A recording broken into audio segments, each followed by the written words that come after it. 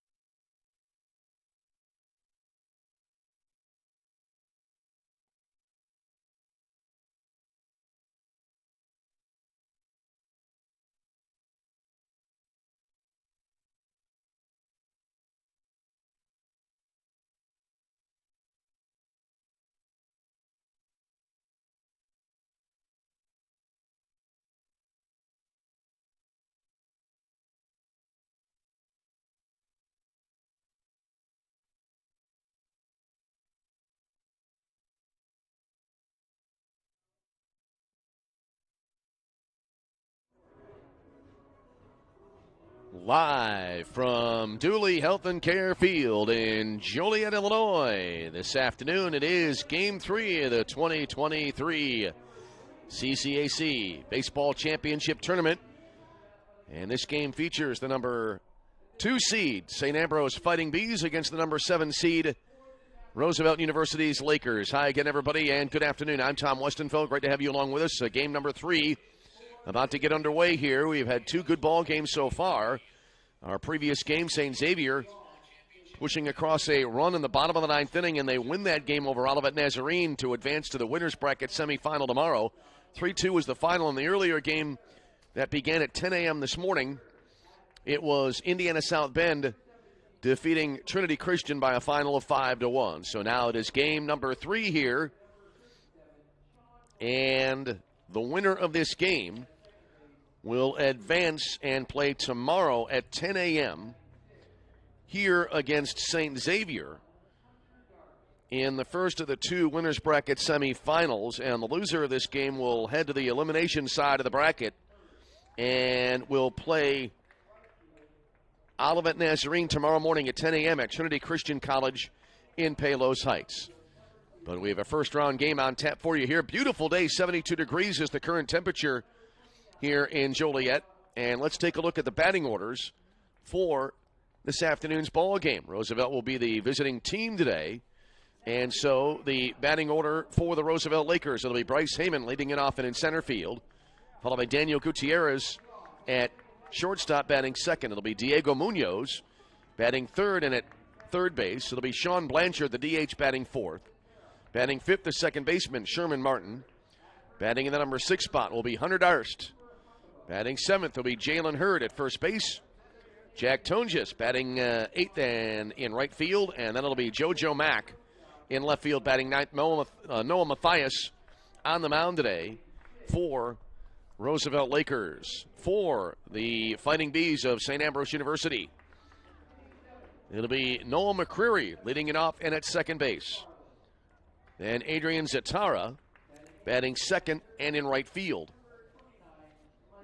It will be Cooper Huckabone batting third and at first base. It will be Brock Weber batting fourth and in the DH spot. Batting in the number 5 hole will be Bryce Vincent, the shortstop. Batting sixth, the center fielder, Jake Muha. Batting seventh, the left fielder, Chris McFarland.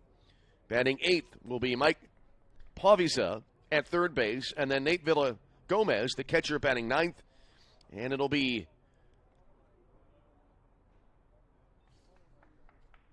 pitching for St. Ambrose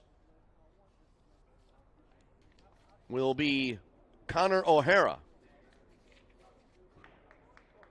And again, Roosevelt the visiting team, St. Ambrose the home team, and as we speak, the Fighting Bees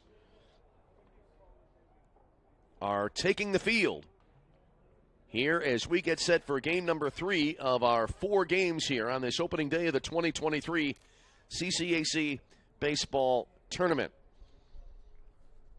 St. Ambrose comes into this ball game 23-23. They do have one tie listed on the roster statistical recap, as they had a 5-4 home record this year, 17-16 with a 1 tie on the road, and 1-3 in neutral site games. In conference play, they're being shown as 18-8-1 coming into this ball game. And again, the right-hander Connor O'Hara on the mound. O'Hara 4-3 this year with a 4.37 ERA.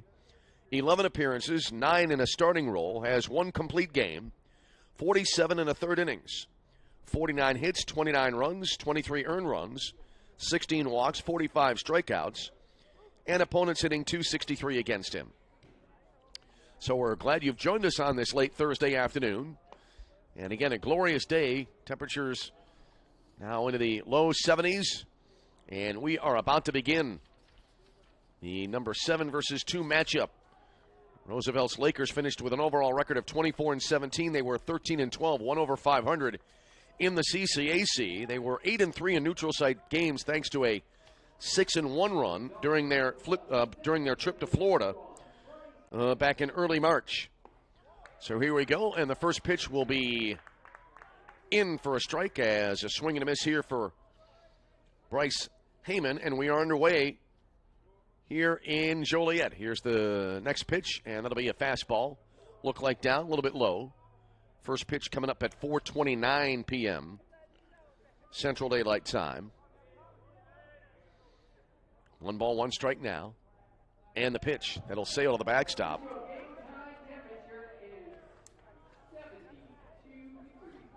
And so the count goes to 2-1. Just pausing there, Dave Laquetta on the public address announcing the game time temperature. Bryce Heyman, left-handed batter, takes here. That'll be high for a 3-1 count now for Bryce Heyman. Heyman this season, .317 with 3 home runs, 17 runs batted in. The 3-1 way up high and away. That's ball 4. And so a good start for Roosevelt here in the top of the first inning. So Heyman draws the walk, and that will bring to the plate Daniel Gutierrez, the shortstop. Gutierrez at .473 with 2 home runs and 24 runs batted in this season. Here's the pitch from O'Hara, and that'll be a swinging strike, and it's 0-1 for Gutierrez. Top of the first inning, just underway. O'Hara has an interesting delivery. Works out of the stretch all the time.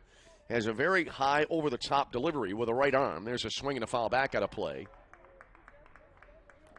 And the count now, no balls and 2 strikes to Daniel Gutierrez. Righty versus righty here. 1 on, nobody out, top of 1. Here's the set of the pitch. And that'll be in the quote-unquote dirt. This is an all-turf field. As the count goes to a ball and 2 strikes. Shadows now starting to lengthen. If you're seeing our video stream, you can see the light standards extending out almost between the mound and shortstop. And there's a swing and a miss for a strikeout. No drop third with first base occupied, and that's 1 away in the inning. As Gutierrez strikes out, here's the third baseman now, Diego Munoz, coming in hitting .380 with 2 home runs and 38 runs batted in. So Munoz, right-handed batter, crowds the plate with his batter's stance. Here's the set now by O'Hara and the pitch, and that'll be down and in for ball 1. Great to have you along with us, wherever you may be joining us. Here on this Thursday, there's a turn and a throw to first base and the runner back in. I've been battling all day long. You know, in previous years, the tournament had begun most of the time on Friday, and so I'm constantly trying to remind myself this is a Thursday start for this tournament. Grounder over the mound, smothered there nicely on a diving stop at short. They get the force at second, then the relay not in time. Just late by about a half a step. Great play there at shortstop as Vincent dove to his left and then smothered the ball, and then kind of a little backhand flip as covering the bag was Noel McCreary at second, who made a nice turn at second but just missed getting the runner at first. So that's the second out as Heyman forced out on the fielder's choice. There's a swing and a miss, and 0-1 now as Sean Blanchard batting. So runner at first, 2 away in the inning. Blanchard, the DH for the Roosevelt Lakers. There's a strike called on the outer half. And so Blanchard quickly behind at 0-2. Blanchard hitting .348, 6 home runs, 37 runs batted in. And the next pitch will miss for a ball. And so it is now 1 ball and 2 strikes. Here's the pitch. And it'll miss inside. And the count evens 2-2. 2 balls and 2 strikes. And the delivery. That'll skip to the backstop. And that will allow Diego Munoz to take second base. And I believe that'll make the count 3-2 now to Blanchard. O'Hara working really quickly here. So runner takes the lead at second base. That will be scored. A wild pitch, swung on and hit well to left field, drifting toward the corner. Long run here, a hop into the air, and a nice grab made in left field as McFarland goes airborne there to reel it in, and this inning comes to an end. So in the inning, No runs for Roosevelt in the inning. No runs on no hits, no errors, a walk, and a runner left on base after a half inning. It is Roosevelt nothing and St. Ambrose coming to bat. This is CCAC Tournament Baseball.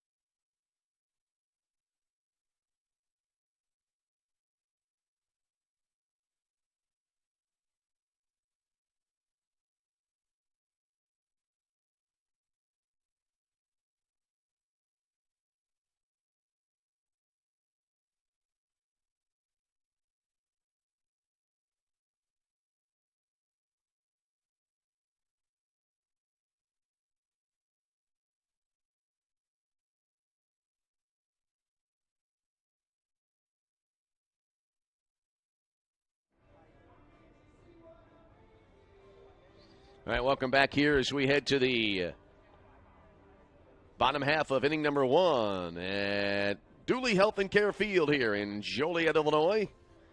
Roosevelt Lakers able to get a runner on board in the first inning but could not cash in, and so we head to the bottom of the first inning. Noah Mathias on the mound here in the Roosevelt Tournament opener. Mathias this season coming in with a record of 2-4 with a 5.26 ERA, 13 appearances, 10 starts, has 2 complete games, has thrown 59 innings this season, 64 hits allowed, 39 runs, 35 earned, 19 walks, 43 strikeouts, and opponents hitting .282 against him. And it'll be Noah McCreary starting it up now for St. Ambrose. As we play here in the bottom half of inning number 1, these two teams played a marathon game, not necessarily in the innings played, but the time of the game, I think went something like almost over 4 hours as the first pitch is in for a called strike to Noah McCreary. And 0-1 here for McCreary. McCreary hitting .370, 4 home runs, 33 runs batted in. Here's the next pitch, and that'll be upstairs. 1 ball, 1 strike. I want to say it might have been 3 hours, 43 minutes. It was an 11-inning game. And St. Ambrose, that was a roller coaster of a game for both teams. There's a breaking ball and a hit batter as McCreary will take his base after being hit by the pitch. And so a quick base runner here for St. Ambrose in the bottom of the first inning.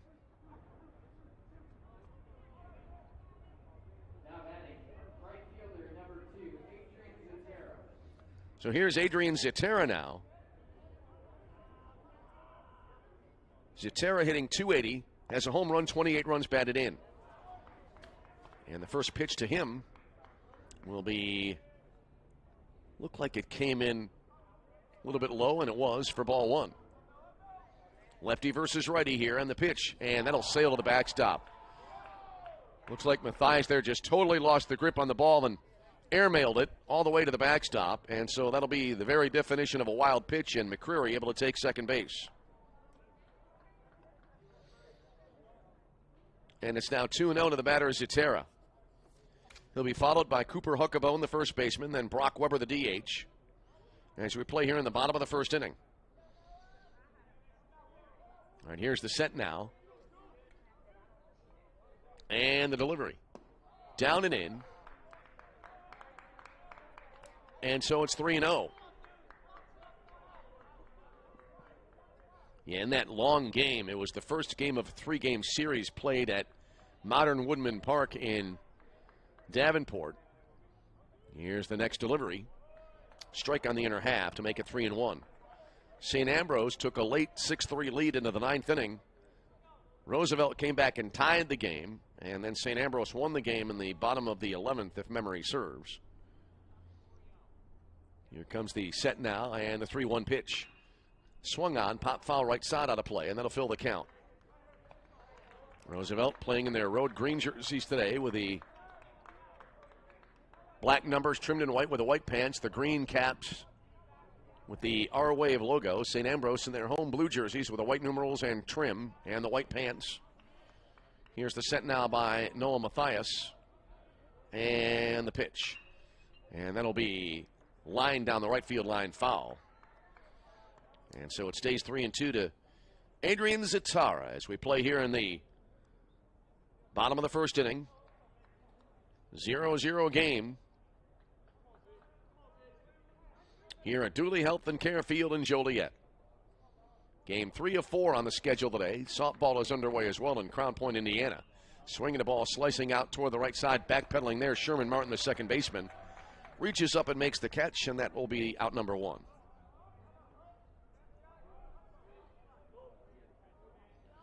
So, a runner at second, one away for Cooper Huckabone. Huckabone hitting .356. And a team leading 10 home runs and 36 runs batted in. Here's the set now by Mathias. And the pitch. And that'll be in for a called strike on the outside edge, and it's 0-1. Huckabone, right-handed batter, quickly back into the stance.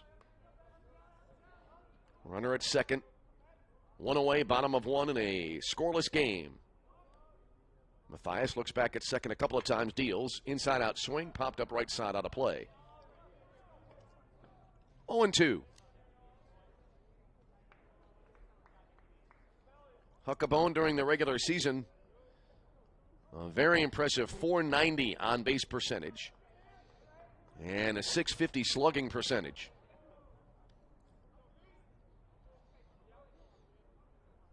Here's the next pitch, high and away to make it 1 ball and 2 strikes.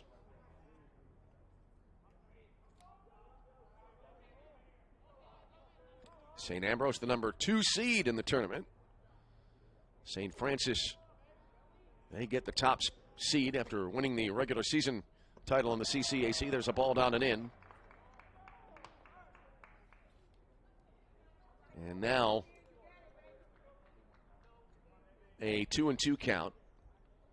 And Mathias kind of laboring a bit here in the top, in the bottom of the first inning. Left-hander comes set, and the pitch. Curve, missing outside, and that'll fill it up 3-2.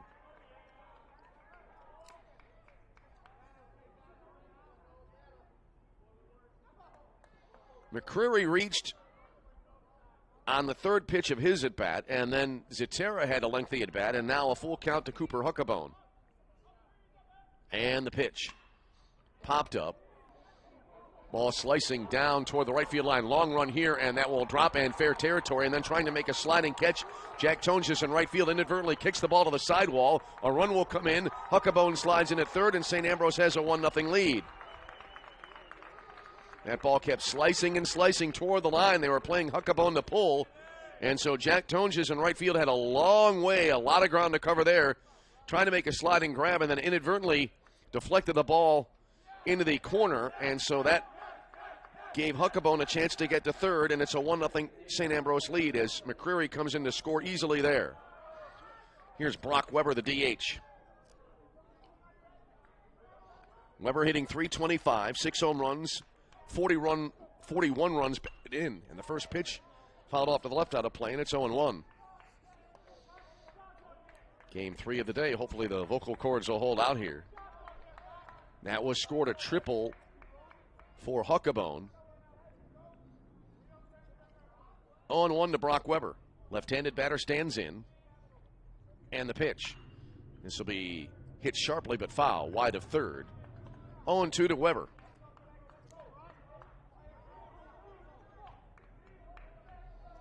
Lefty versus lefty here. St. Ambrose out to the early lead in this game and looking for more as they have a second run 90 feet away.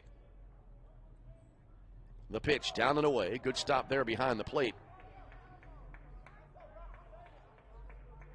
Count runs down to 1-2. Hunter Darst behind the plate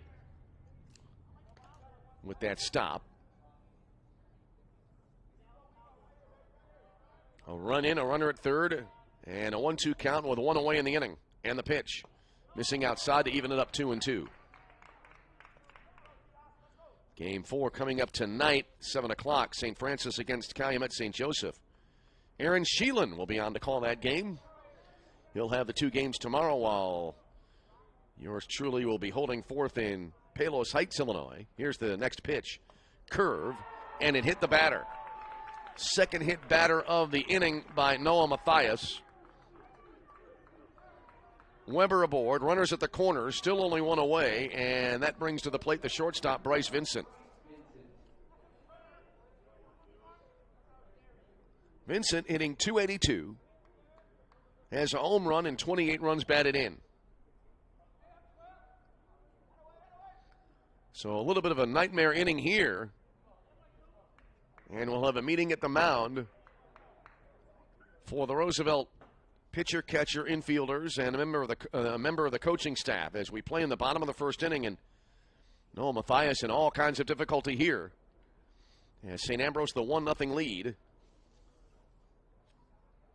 Cooper Huckabone with the RBI on the triple. Driving in the only run of the game to this point, but very early days here in this game. Just getting started here in the bottom of the first inning. Home plate umpire heads out to chat. Join the chat there, and now the meeting breaks up. I really cannot ask for a better weather day to open the tournament. Looking at a little bit of a rain possibility early next week when we move to the later rounds of this event. But for now, bright sunshine here in Joliet. All right, Bryce Vincent now will stand in. Vincent hitting at a .282 pace this year. And the first pitch here will miss for ball one.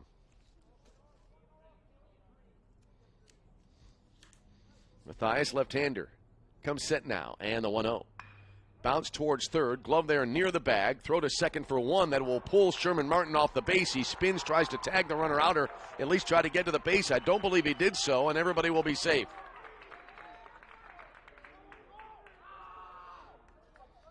Huckabone comes in to score. That was sharply hit. Munoz at third immediately threw to second base trying to get the lead runner, but he threw it to the left side of the bag, and it did not work out. Weber slides in safely at second.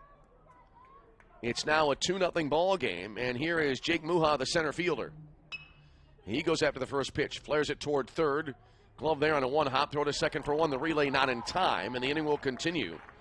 Munoz to Martin, who made a nice turn there at second, but the throw too late. And so Muha quickly aboard on a fielder's choice. Vincent forced out at second for the second out of the inning, and that'll bring to the plate the left fielder, Chris McFarland. So now two down, and runners at first and third. Here's the set now by Noah Mathias, and the first pitch. And that'll be in for a called strike, and it's 0-1. Mike Pavusa next, and then it'll be Nate Villagomez as we head toward the bottom of the order here for St. Ambrose. Here's the set now in the delivery. Golf swing here and a grounder, and it'll be skipping away here from Munoz, who tried to make a backhand pick behind the bag. And a run will score. Runners will finish up at second and third on the double here. And St. Ambrose able to add to their lead.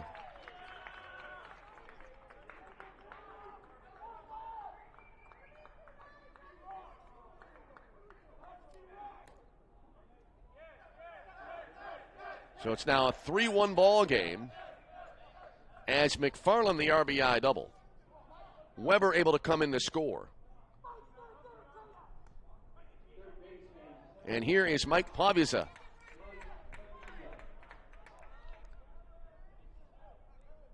And Pavisa, left-handed batter, standing in. Runners at second and third, 3-0 ball game. Swinging this ball will be pulled foul to the right side, and it's 0-1. Pavisa, 243 hitter this season. No home runs, 22 runs batted in. A chance to drive in 2 more. A crooked number on the board for St. Ambrose here to start it off in the bottom of the first. No balls, 1 strike. And the pitch, fastball up and away to even it up now at a ball and a strike.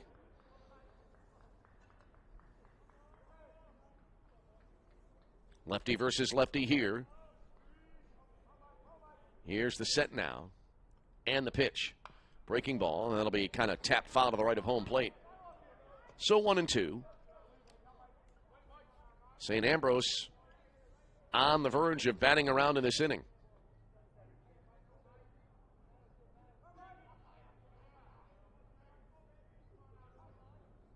And here's the set now, and the pitch. Breaking ball in there for a called third strike, and that'll end the inning. And Matthias, a much-needed strikeout there. He could not have afforded to fall behind any further as St. Ambrose was threatening to make it possibly a 4 or 5 run lead. As it is, the Fighting Bees able to get 3 runs in the inning. 3 runs in the frame on 2 hits.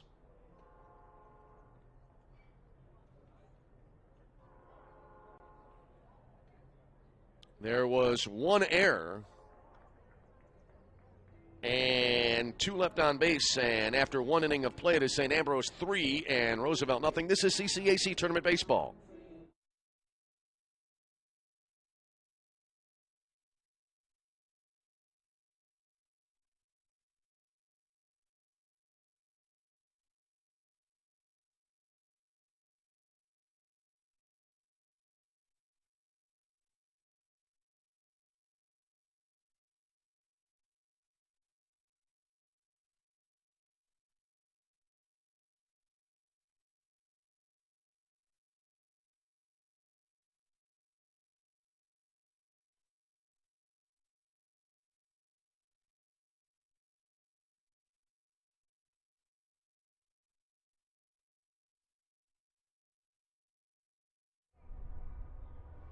Welcome back to Dooley Health and Care Field in Joliet, Illinois.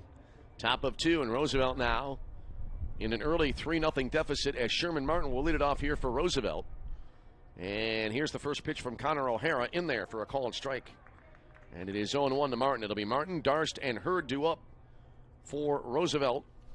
As St. Ambrose with a 3-0 lead here in the top of the inning. There's a swing and a foul back. And so Martin now will quickly be in an 0-2 hole here. O'Hara working quickly. Never a bad thing as the pitch swung on and a chopper over the mound. Charging at shortstop is Vincent. Gloves throws to first base, not in time as Martin able to speedily move down the line and get an infield single. And Roosevelt with their 3rd batter to reach base. 1 was out on the bases in the first inning. And so Martin is aboard at first, and that'll bring to the plate Hunter Darst.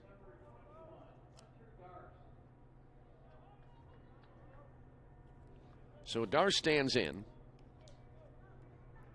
Darst this season hitting .345, no home runs, and 39 runs batted in. And the first pitch fouled away, and 0-1 for Darst. Top of 2, 3-0 St. Ambrose the lead. Darst, right-handed batter, stands in his back foot almost right on top of the back line of the batter's box. Throw to first base and the runner back in safely.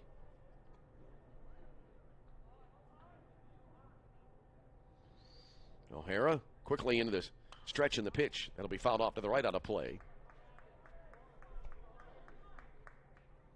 So 0-2 to the Roosevelt catcher.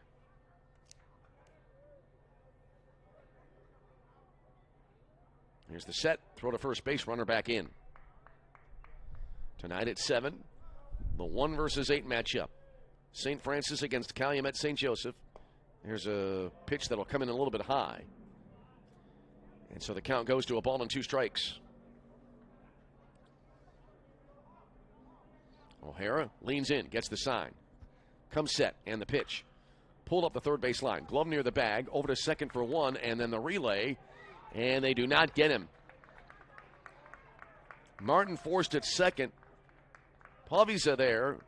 Quickly unloaded through to second base, but then the relay just a little bit late. They nearly turned a fancy 5-4-3 double play, but that didn't happen. Martin forced out at second for the first out of the inning. Darce DeBoard on the fielder's choice, and that'll bring up Jalen Hurd, who has been a huge power supply for Roosevelt during this season. Hurd hitting .232, 6 home runs, 34 runs batted in. He and Sean Blanchard tied for the team lead in round trippers. Throw to first base and the runner back in.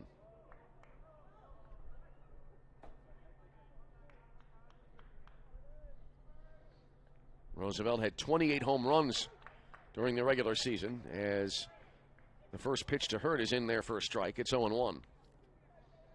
Hurd, right-handed batter, awaits, and the 0-1. Fastball upstairs to even it up. 1 ball, 1 strike. These two schools playing also in the first round of the CCAC softball championship tournament. Throw to first base and the runner back in safely. And last update, Roosevelt had been able to take an early lead in that game. There's a swing and a miss. Nice breaking ball there from O'Hara. Hurd not able to catch up to it there, and he's behind now. And a ball and 2 strikes.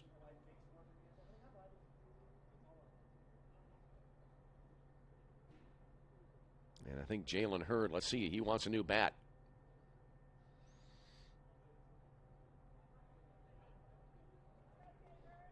So Hurd with a new bat will go to the plate.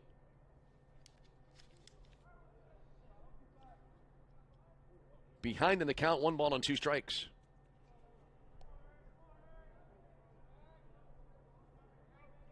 All right, O'Hara looks in for the sign. And the pitch. Breaking ball. Oh, that had a lot of velocity on it for a breaking ball. Anyway, it came in up high. 2-2 now. Luca Palucci, by the way, now pinch running at first base for Hunter Darce, swinging a fly ball, short right field, and that'll be caught at second base. Nice over-the-shoulder catch there by McCreary, who quickly whirled and had a thought to throw the first base, but Palucci was able to get back in time, and there are now 2 out in the inning. That ball lofted in the air, really more of a pop-up than a fly ball to short right. And here's Jack Tonjes, the right fielder now. Tonjes hitting .339, no home runs, 9 runs batted in.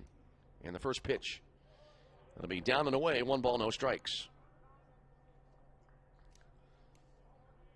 JoJo Mack next, and then back to the top of the order. Here's the 1-0. There's a bunt attempt, and unsuccessful. And so we're even at a ball and a strike. Top of 2, 3-0 St. Ambrose with a lead. In this first round game of this 2023 CCAC baseball tournament, throw to first base. Palucci back just in time, diving and back in head first. I think Huckabone might have dropped the ball, so had that throw and tag been on time, might not have been an out anyway. There's a swing and a miss. We had a runner picked off at first in one of the earlier ball games. 1-2 now to Jack Tonjes. And the pitch. Swing and a foul tip caught behind the plate. You could hear the ping of the bat through our effects microphone, and then caught behind the plate by Villagomez, and that'll end the inning. So in the inning, no runs for Roosevelt on a hit, no errors, and a runner left on base. And we head to the bottom of the second into St. Ambrose 3, Roosevelt nothing. You're tuned to CCAC Tournament Baseball.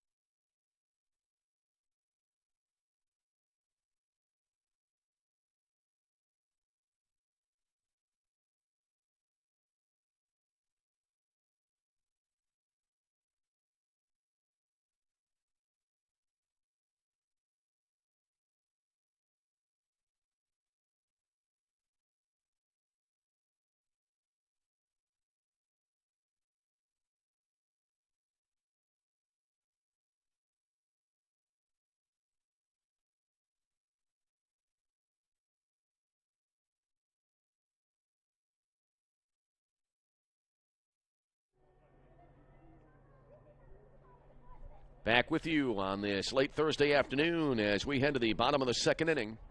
Nate Villagomez, the catcher, will start it off here. 9-1-2 in the St. Ambrose batting order coming up now. St. Ambrose with a 3 spot in the first inning, and that has accounted for all of the scoring. Noah Mathias, the left-hander, into the wide, and the first pitch is sweeping. Breaking ball in there for a called strike, and it's 0-1 to Villagomez. Villagomez, McCreary, and Zitara do up for St. Ambrose. Here's the 0-1. Bounce to third. Two-hopper. Glove there at third base. Throw to first base in time for the out. One away in the inning. Hunter Darst, by the way, re-enters the game catching behind the plate. As one away on the 5-3 putout, back to the top of the order, and Noel McCreary. McCreary hit by a pitch to start the ball game in the bottom of the first inning. Started offensively for St. Ambrose. And here's the next pitch. Little floater, again out toward third base. Gloved on, 2 hops there. Quick throw to first base in time for the out. So 2 quick outs here. And there are now 2 down in the inning. And that'll send up Adrian Zitara. He's going to check on something here. As it remains Diego Munoz at third base.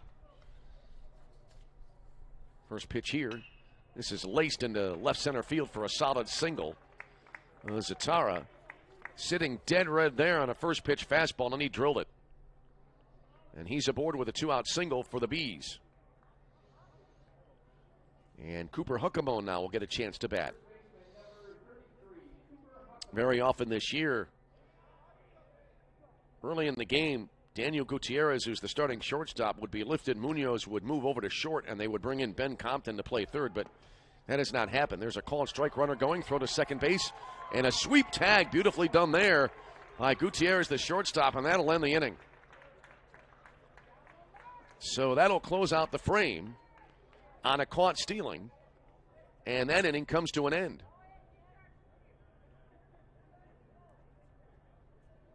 And Huckabone will lead off the next inning for St. Ambrose. So in the inning, as that was actually a 2-4 caught stealing, it's Sherman Martin with a sweep tag there. And again, in the inning for St. Ambrose, no runs, a hit, no errors, and no one left on base. And after 2, it's St. Ambrose 3 and Roosevelt nothing. This is CCAC Tournament Baseball.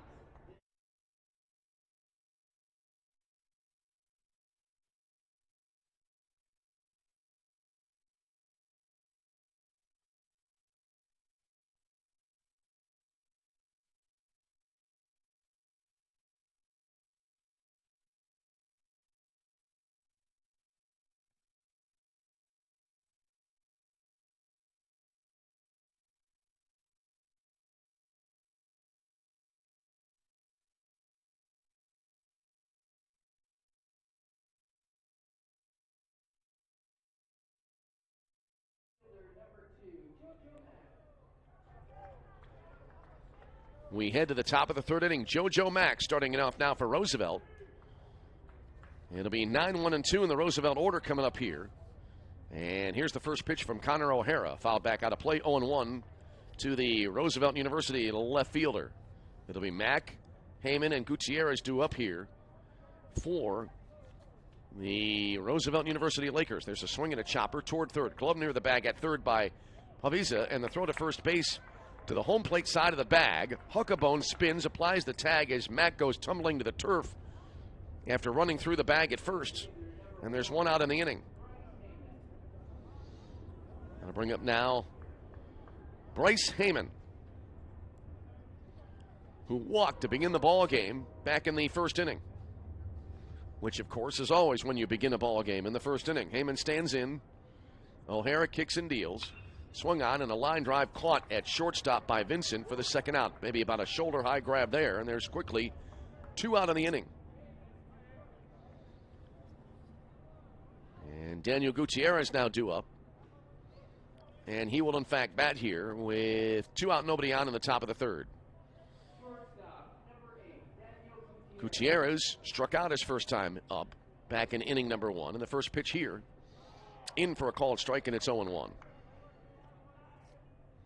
Diego Munoz would be next, but right now O'Hara working on what would be a snappy 1-2-3 inning here. And the pitch. Fastball just off the outside edge to make it a ball and a strike. Shadows of the light standards now. Encroaching out beyond the mound, stretching out almost towards second base. O'Hara delivers, swung on, hit in the air. Right center field, long run here, but a good jump in center. And Muha able to make the catch, and that will end the inning. So, a quick inning for Roosevelt. No runs, no hits, no errors, nobody left on base. We go bottom three. It is St. Ambrose 3, Roosevelt nothing. This is CCAC Tournament Baseball.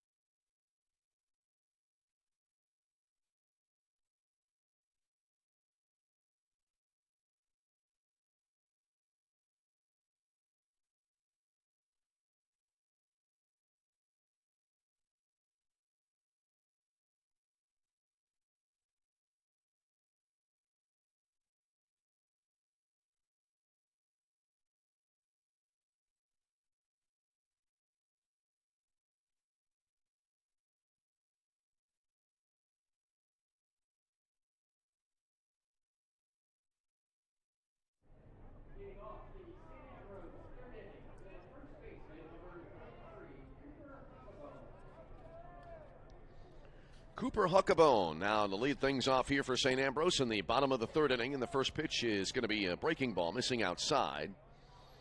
1-0 to Cooper Huckabone. Huckabone had an RBI triple back in the first inning. Part of a 3-run uprising for the Bees. There's a swing and a miss. Good pitch there by Matthias down and into the zone.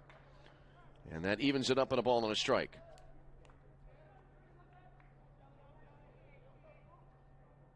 Three runs, 3 hits for St. Ambrose. A run on no hits for Roosevelt. Swinging a fly ball, left field, curling toward the line. JoJo Mack a long run in toward the corner and ran out of room.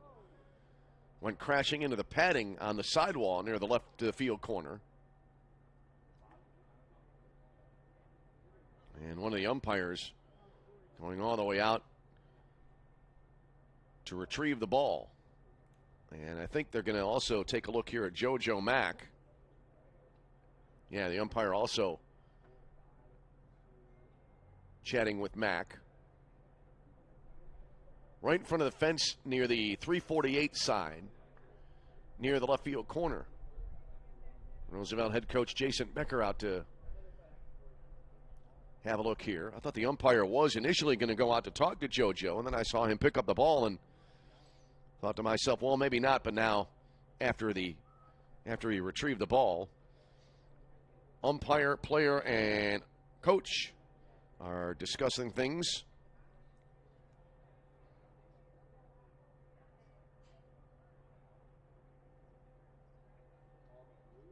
And it looks like JoJo Mack will stay in the game. Got a pat on the back here from Jason Becker, the head coach.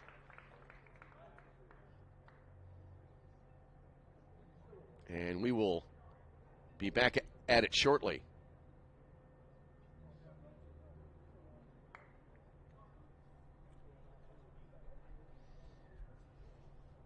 Jason Becker trotting back in toward the dugout. And the second infield umpire taking up the position behind third base. And the count, by the way, is 1-2 now to Cooper Huckabone. Huckabone awaits. And the pitch. Down and in. And it's 2-2. Huckabone in his batting stance there. Looks like a right-handed version of Anthony Rizzo. A little bit of a slight knee bend. And holds the bat kind of similarly. A little bit more of an angle. As there's a swing and an inside-out swing. Fly ball back toward the track in right field. A leap there in right field by Jack Tonjes. Can't get to it. It went off the fence. Extra bases here for Huckabone. Rounding second. Heading for third. Slides in with his second triple of the game. And St. Ambrose has a base runner at third to lead off the third inning. Great effort there by Jack Tonjes in right field. Went up into the air. Made a leap. Thought for its second it might have cleared the fence, but that did not happen. And now Brock Weber a chance to extend the St. Ambrose lead.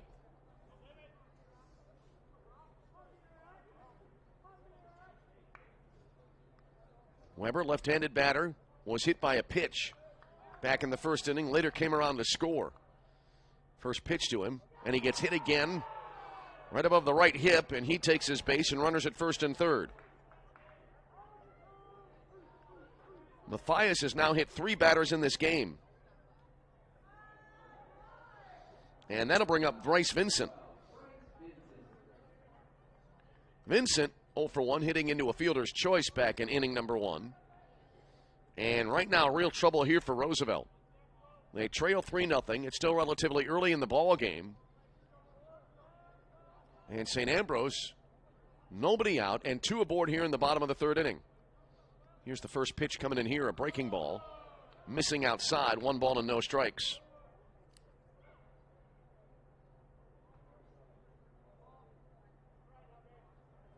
Mathias has walked none and struck out 1 in his outing so far in this game. There's a strike called on the outside edge. Looked like a little bit of a wide strike zone there. The count evens at a ball on a strike. Mathias now at 41 pitches. And the delivery. And the ball goes to the backstop. A runner will come in to score from third on a wild pitch. Huckabone scores to make it 4-0 St. Ambrose. I hesitated there because initially I thought that hit the batter, but Vincent was able to hop out of the way of that. I thought for sure it would hit his left foot near the ankle there. And he got out of the way of that to avoid getting hit. And Huckabone scoring. 4-0 ball game. And there's a swing and a bouncer. A glove behind the bag at third by Munoz. Throw across the diamond for the out.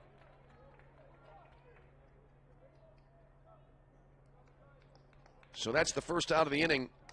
And now Jake Muha, the center fielder, will bat. Muha hit into a fielder's choice his first time up. As we play here in the bottom of inning number 3. Getting underway right around, I wrote it down too, as here's the first pitch to Muha, who takes a strike called. Yeah, got underway about a half hour late, 4:29 p.m. I have to check the box score. I did not write down the exact time of the game. There's a ball low and outside. First game went in about 2 hours and 20 minutes.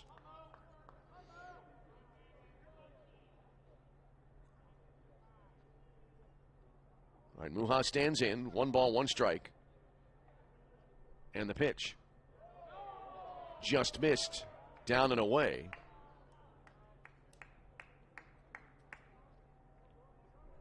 Now 3-0 is on the board. The live stats feed has it at 2-1. That's basically the official scoring feed that we can see on the laptop computer. There's a called strike on the outer half. So either way, a 2-strike situation now, I believe. Although, again, 3-1 is on the board. But I believe the count is, in fact, 2-2. And now I believe that's been rectified on the board. There's a swing and a foul to the left side. Yeah, now the board is in sync, and the count is even at 2-2.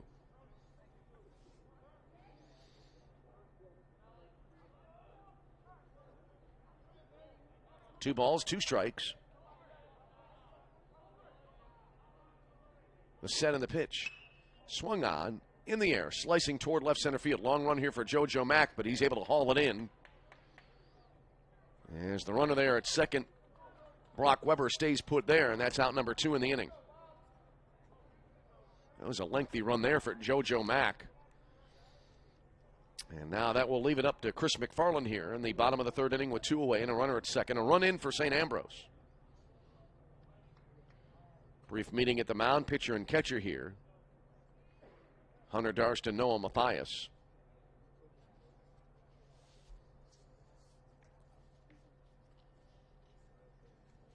Now Darst back to home plate.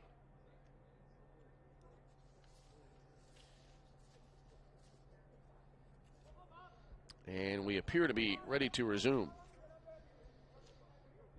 The winner of this game plays tomorrow at 10 a.m. against St. Xavier in a second round matchup. Here's the set of the pitch. Golf swing and skied into the air. Ball has some carry to it. Fairly deep center field, drifting back as Heyman reaches up and he makes the grab to end the inning.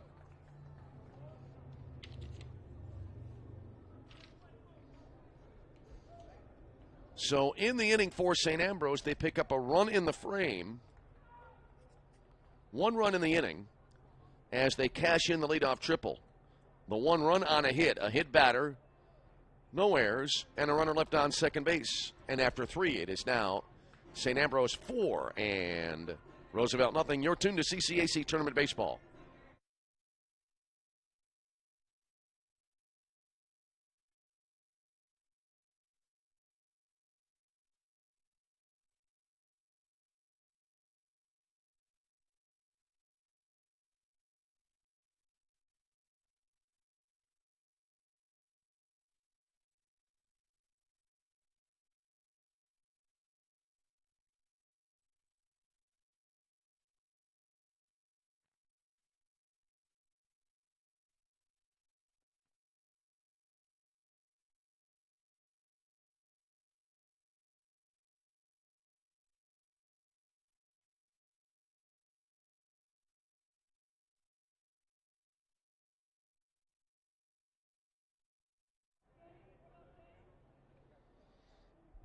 On we go to the top of the 4th inning. We head to the middle frames of this first round matchup in the CCAC tournament here for 2023, CCAC Baseball Championship tourney. And it will be Diego Munoz to lead it up now for Roosevelt. Munoz, Blanchard, and Martin do up here for the Lakers. First pitch coming in from Connor O'Hara. Caught the outer half of the plate. No balls and a strike. Munoz, a fielder's choice. His first time up.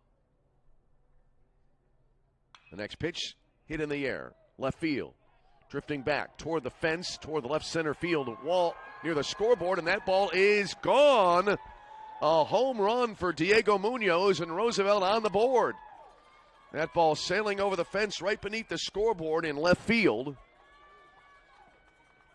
And it's now a 4-1 ball game.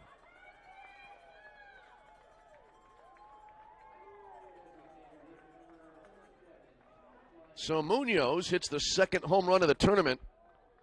Logan Smith had the first one early in the first game today.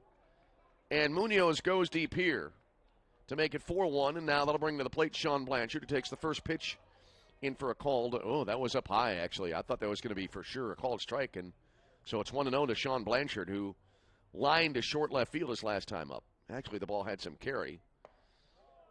There's a 1-0 missing up high on a fastball. 2 balls and no strikes to Sean Blanchard. O'Hara comes set, and the pitch.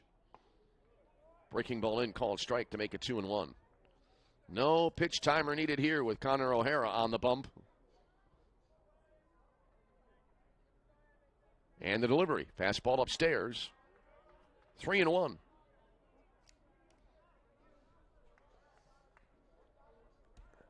Three balls, 1 strike. And the delivery. Taken low, ball 4, and so that is a walk after the leadoff home run. And now Sherman Martin will step to the plate. Martin 1 for 1 with a base hit. So a run in and a runner aboard with nobody out for Roosevelt. First pitch to Martin. Takes a strike on the inner half, and so Martin behind 0-1. I will say that for the most part, O'Hara has been able to consistently get ahead of the hitters during his outing.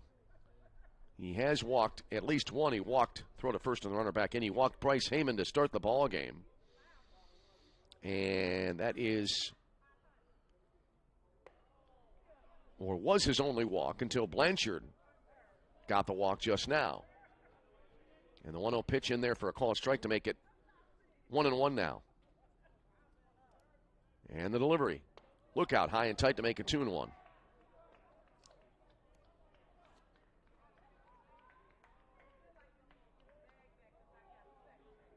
Martin. Right-handed batter waits in the pitch. Started to swing, held up. The pitch came in high. And the throw to first behind the runner, but Blanchard back in safely.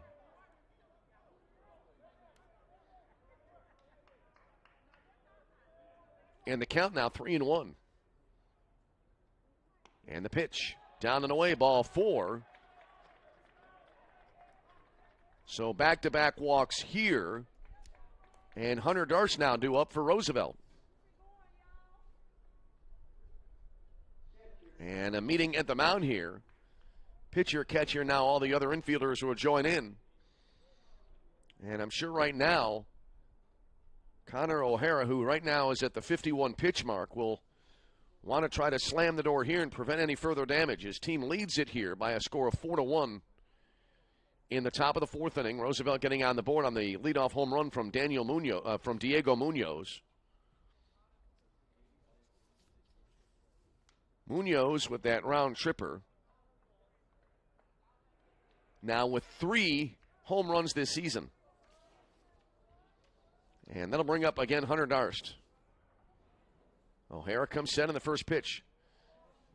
Nice curve in there for a called strike, and it's 0-1. Darst a fielder's choice his first time up. Righty versus righty. This is an opportunity for Roosevelt now to try to get back into the ball game. And the pitch, a bouncer toward third. That'll be a foul, just wide of the bag. So no balls and 2 strikes.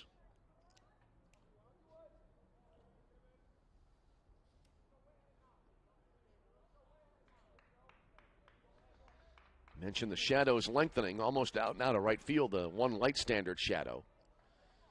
And right now, that right fielder looking directly into the sunlight, and will be for a while now. There's a ball, and then it'll skip in front of, actually behind the home plate, in front of the catcher, Villagomez, who cannot locate it. And the runners advance to second and third now. The count is a ball and 2 strikes for Hunter Darst. Well, a base hit here could potentially knock in a pair and get Roosevelt right back into the ball game. Base hit could possibly make it a 1-run game. Here's the set now by O'Hara and the delivery. Swing and a miss. That ball looked like it dove down in the zone.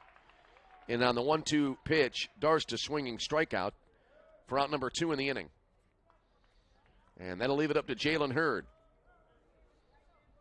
Hurd has delivered in the clutch many times this season for Roosevelt. Has a chance here as he bats here with 2 out and 2 on. He popped up to second base his first time up. So O'Hara versus Hurd. Right-hander comes setting, now the pitch. Taken down low. Good stop behind the plate there by Villagomez. 1 ball and no strikes.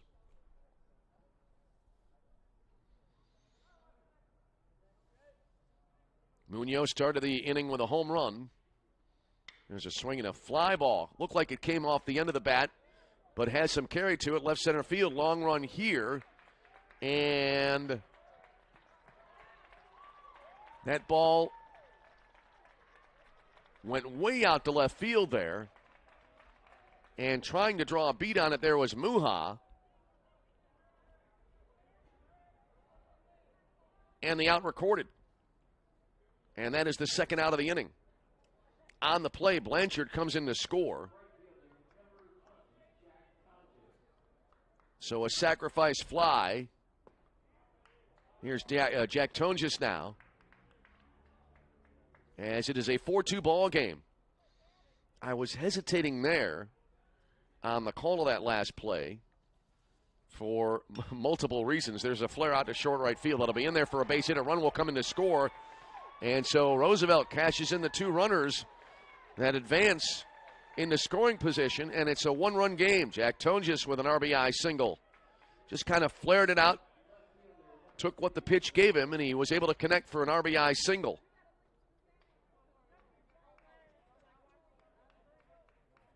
So now it's a 4-3 game, and JoJo Mack will bat with 2 away and a runner at first base. Mack 0 for 1 with a ground out to third base. Here's the set now, and the pitch. That'll be upstairs on a heater. That ball was caught by Muha in left center field. I wasn't sure right away whether he made the catch.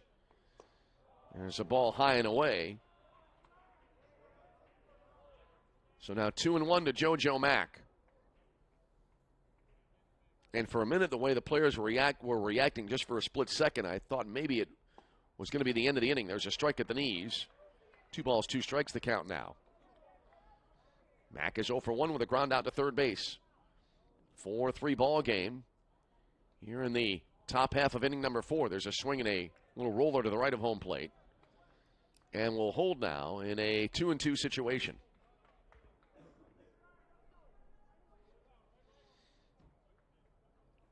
Two balls, 2 strikes, and the pitch.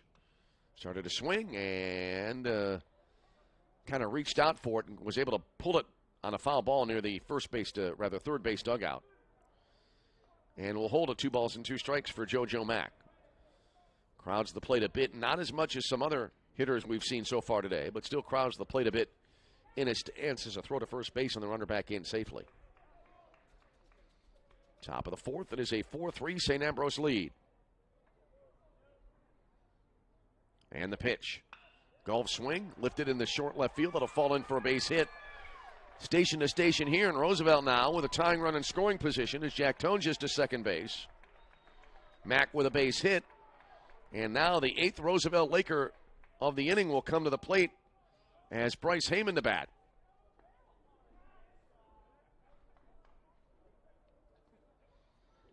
So runners at first and second meeting at the mound here.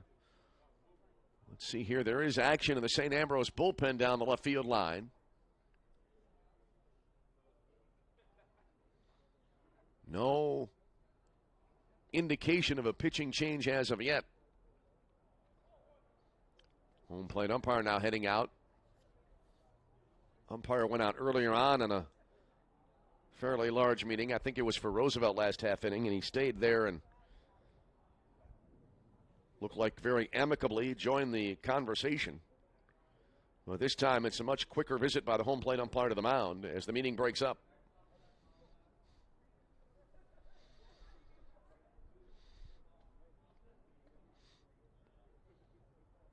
So everybody back to their places on the field, and we're ready to get back to baseball here. Bryce Heyman will stand in. Heyman has walked and lined out. Chance here to tie the game with a runner in scoring position. An extra base hit could clear the bases and put him in the lead. There's a swing and a foul wide of first on the ground down the right side. And so Heyman behind at 0-1.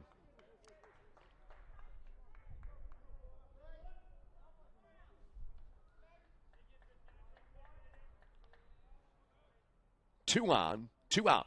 Swinging a bouncer wide of first, foul. And now 0-2 to the Roosevelt leadoff hitter. Daniel Gutierrez would be next. He's the only player not to bat in the inning for Roosevelt.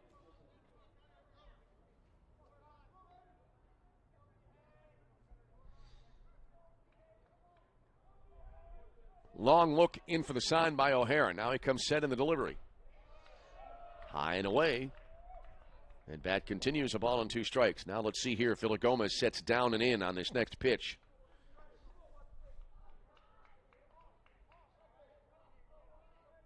Here's the set now. And here comes the 1-2. Up high. And it's now 2-2. You know, I was watching the delivery of the pitch, didn't see where Villagomez had set up. If he set up anywhere down low. That pitch was a bad miss as far as the location. 2-2, grounded over the right half of the mound towards second, and it'll be picked up there. Ranging to his right there, McCreary lofted it a little bit high into the air, but Vincent went up, came down, and was able to make contact with a base to end the inning on a very close play there. I thought that could have gone either way, but the inning comes to an end. So Mack is forced at second for the third out of the inning. And for Roosevelt, they pick up 3 runs in the frame. 3 runs on 2 hits. No errors. And 2 left on base. And a much closer game. We go bottom of the 4th inning. The score is St. Ambrose 4, Roosevelt 3. Your tune to Roosevelt, your tune to CCAC Tournament Baseball.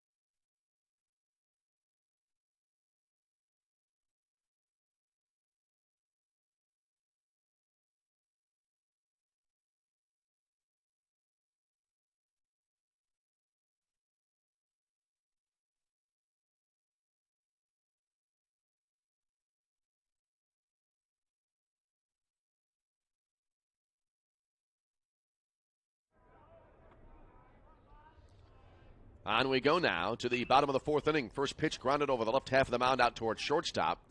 A little bit of trouble there on the pickup, but the out recorded on a 6-3 putout as Mike Paviza leading it off, grounding out to Gutierrez at short, and that's the first out of the inning on 1 pitch.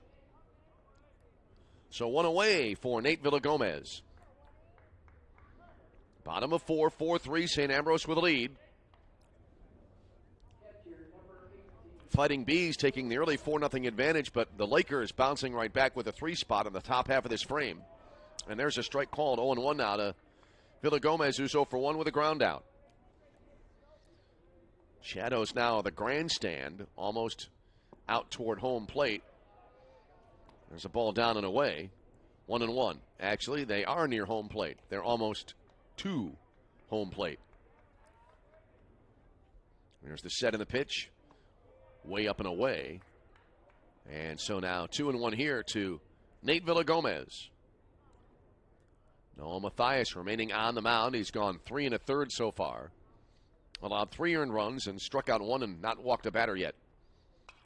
Swinging a foul ball back out of play. And so a 2-strike situation here. 2 balls and 2 strikes. 1 out, nobody on here in the bottom of the 4th inning. Here's the set. And the pitch. Swung on, pop foul back out of play. So we'll hold it 2-2. It's Mack, Heyman, and Tonjes, the outfield left to right for Roosevelt. Munoz at third, Gutierrez at short, Martin at second, Jalen Hurd at first, Mathias on the mound, Hunter Darst behind the plate. And the pitch. Swung on, bounced foul wide of first. I should say wide of third. Third base is to the left, first base is to the right. It's been that way for about 140 years. Even longer. There have been reports, I believe, as the first pitch here, the next pitch rather, way up and away. 3-2. I believe baseball dates back maybe to pre-Civil War days. Here's the set now. I called that too early. Now Mathias comes set, kicks and deals. And that'll be a fastball Called third strike on the inner half. I thought that either hit him or would be ball 4, but the opposite was true. And that is the second out of the inning. And now back to the top of the order for St. Ambrose. Matthias' second strikeout of the ball game. And now here is Noah McCreary. McCreary 0 for 1. He has been hit by a pitch and grounded out. First pitch here, swinging a foul straight back, and it's 0-1.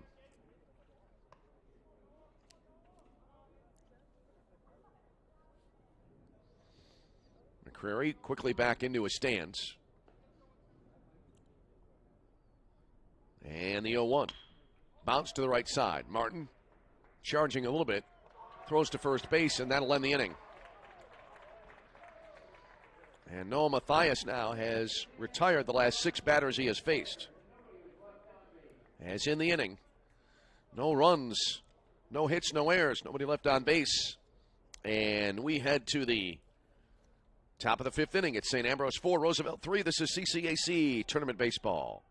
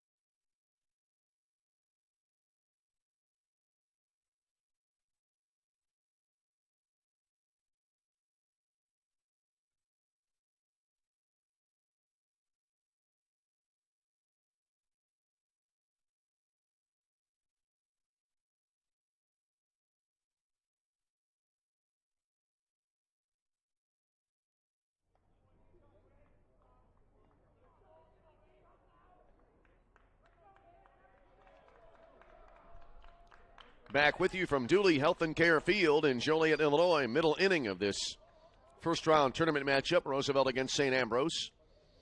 And Daniel Gutierrez will lead it off here for the Roosevelt Lakers, who trail 4-3. Connor O'Hara. And the mound and the wind of the first pitch here. There's a bouncer right back through the pitcher's box and into center field for a base hit. So a solid single here for Daniel Gutierrez to start it off, and Roosevelt now with a tying run aboard here in the top of the 5th inning. And we do have a new pitcher in. It is Nick Volmert. I thought for a minute that was a little bit of a different windup there. And so Volmert is in the pitch for St. Ambrose. So Connor O'Hara's day is done. And Volmert is greeted with an immediate single after he comes in. And now here's Diego Munoz.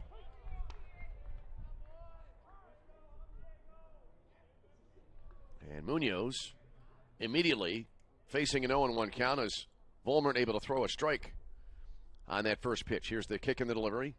Low and away. 1-1 to Munoz, who has a fielder's choice and a solo home run. He sparked the 3-run rally with the home run in the 4th inning for Roosevelt. And the pitch. Down low, and it skips to the backstop, and that will allow Gutierrez to take second base.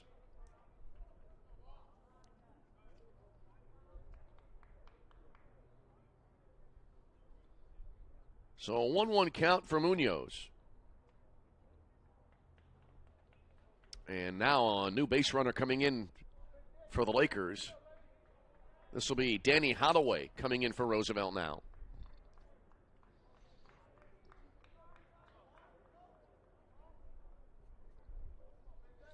So Holloway at second base, and he represents the tying run. 4-3 ball game, top of the fifth inning. So here's Volmert now. Here's the set. And the first pitch here. That'll be a chopper to third base. Glove near the bag at third, and coming in on what would be the infield grass on a natural field is Paviza, the third baseman, and he fires to first for the out after he looks the runner back to second base. So one out here as Munoz grounds to third. And now the DH, Sean Blanchard, will step to the plate.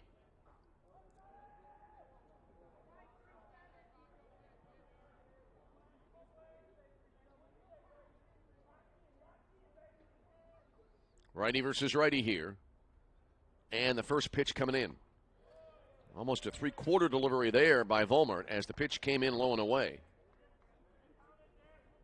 1 ball, no strikes. Connor O'Hara today, 4 innings of work, 4 hits, 3 runs, all earned, 3 walks, and 3 strikeouts. So 3 was almost the magic number there for the St. Ambrose starting pitcher. As the 1-0 down low, 2 balls and no strikes to Sean Blanchard. Blanchard is lined to left field and walked. Roosevelt with an opportunity here, trailing at 4-3, top of the fifth inning. Here's the set and the pitch. Over but low. And that runs it to 3-0. Low and 3-0. Here's the set now by Volmert. And the 3-0. Taking all the way, and it's in for a called strike. Looked like that pitch did not have a whole lot of velocity to it, but it was in there. All right, Volmert comes set. Here's the 3-1. And that was a good pitch. Great location over the outer half of the plate. And 3-2 the count. Would not want to walk him here because you would put the go-ahead run on base. Here comes the payoff. And a walk is what happens. That ball nearly got away from Villagomez, but he held on.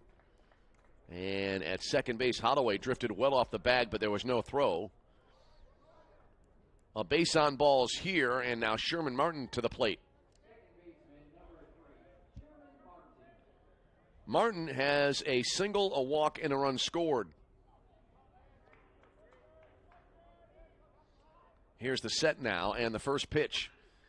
One hopper, chopper, back to the mound. Volmert throws wildly to third base, trying to get the lead runner. It'll roll down toward the bullpen. A run will score to tie the game. Second runner being waved around from third base. Here's the throw in from the bullpen, cut off at third. 2 runs score on an error, and Roosevelt has a lead for the first time today. Wow.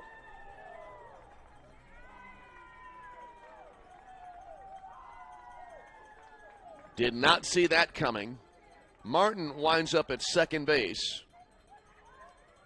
And Roosevelt has taken the lead 5-4. And now Hunter Darst will bat. And now we'll have a meeting at the mound for St. Ambrose. Maybe a little bit too casual on the throw to third base, and it proved to be costly. It's got to be an E1 on the scoring there. Really a fielder's choice and then an error, as both runs turn out to be unearned.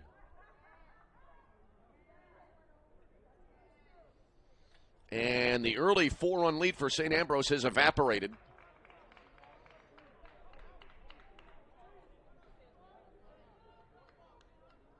And right now, Volmert on the mound has to be a little stunned here.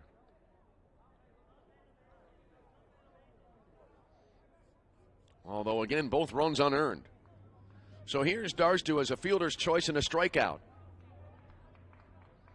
Runner at second, and the pitch. A little bit of a inside-out swing and a grounder over the mound towards short. Glove there near the bag, and a low throw, not dug out there. Good effort by Huckabone, but the low throw by Vincent will allow Hunter Darst to reach base. And right now, defensively, things a little shaky here for St. Ambrose. On the play, Sherman Martin advances to third. So a 3-run fourth coupled with what right now is so far a 2-run fifth inning has given Roosevelt the lead. And now Jalen Hurd will head to the plate. Hurd has a fielder's choice and a strikeout. Throw to first base and the runner back in. Palucci now running at first again. That's the second time Luca Palucci has come into the game to run for Roosevelt. And the next pitch in there for a called strike.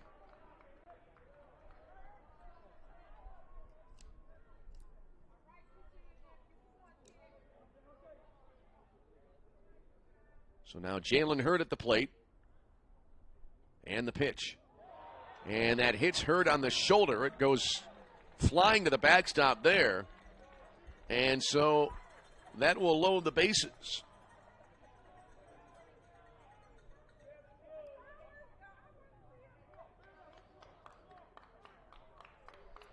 So the bags are loaded for Jack Tonjes.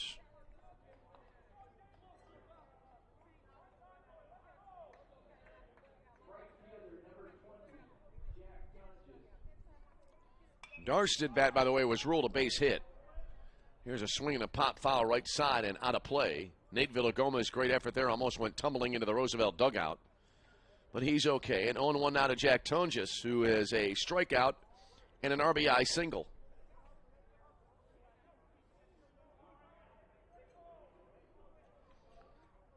So runners at every base for Roosevelt, and really kind of a pressure situation here now for St. Ambrose. Shadows of the grandstand now, cutting right through the right-handed batter's box. Just above the ankles of the hitter here, Jack Tonjes. Here's the set now by Volmert, and the delivery. Swung on, bounced wide of third foul. So now Tonjes behind at 0-2.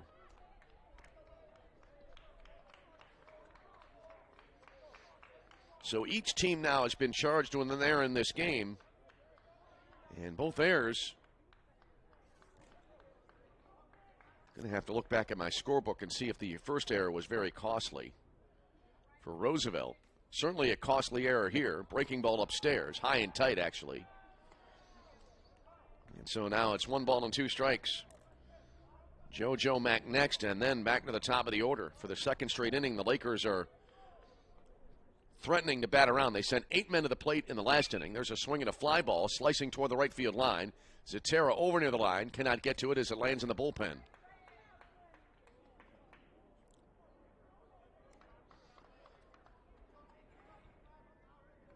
So we hold to the ball on 2 strikes.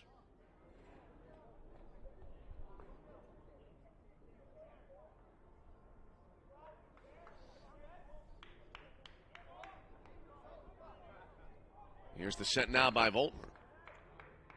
And the delivery. And that was a called third strike on the inside edge. We've seen that happen a few times already. Players crowding the plate, nearly getting hit, but the ball catches the inner half of the plate for a called strike, and that ends that at bat. There are now 2 away in the inning. And that leaves it up to JoJo Mack. Mack has a single and a ground out. Here's the set now. And the pitch. Inside out swing as that ball jammed him, and he was able to fight it off and fouled off to the right. 0-1 to JoJo Mack. Mack grounded to third in the third, then singled, and then was later out on the bases back in the 4th inning. Here's the set now by Volmert. And the pitch. Swinging a topper that spins back behind home plate. So now Mack behind 0-2. Well, Roosevelt in the lead, but this is an opportunity here to pad that lead that they don't want to lose.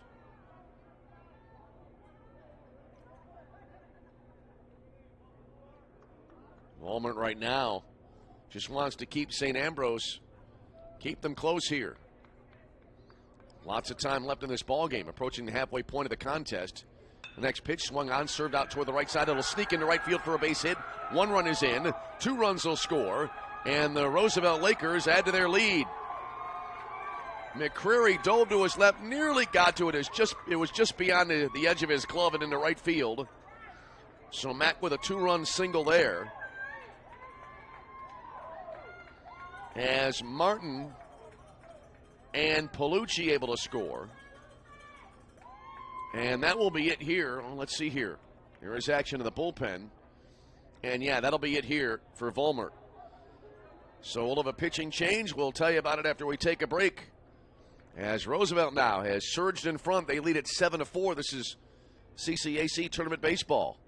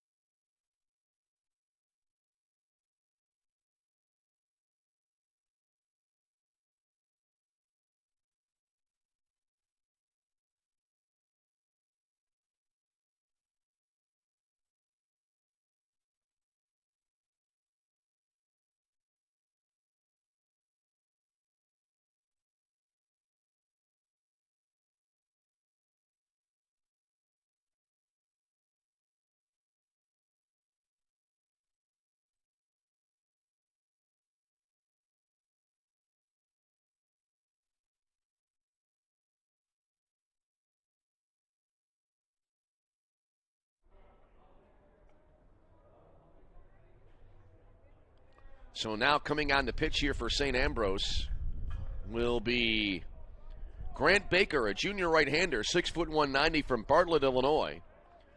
Previously played at Blackhawk College. And he comes on to face Bryce Heyman, the number 9 hitter in the inning for Roosevelt. And the first pitch, lefty, it's righty versus lefty, and it's taken for a called strike by Heyman. He's quickly behind at 0-1. So a 4-run lead has been squandered by St. Ambrose, and Roosevelt now leading it by a score of 7-4. And here's the set now. And the pitch. Missing down and away. Good stop behind the plate by Villagomez. And now 1-1 the count. Runners remain at first and second. All of the runs in this inning unearned. As Vollmer only able to go 2/3 of an inning. There's a swing and a ball. Hit sharply, but just wide of first, fouled on the right side. So now a ball and 2 strikes. Well, the momentum right now with Roosevelt, but this game is a long way from over. And this easily right now the highest scoring game that we've had to date in the tournament. Here's the set now and the delivery. Bounced right back up the middle, and glove near the bag at second by the shortstop. Throw to first from Vincent in time, and that'll close out a difficult inning for St. Ambrose. As Roosevelt able to move into the lead. As 4 runs in the inning, 3 hits in air, and 2 left on base. And we go to the bottom of the 5th inning, and it is Roosevelt 7, St. Ambrose 4. You're tuned to Roosevelt, or you're tuned to CCAC Tournament Baseball.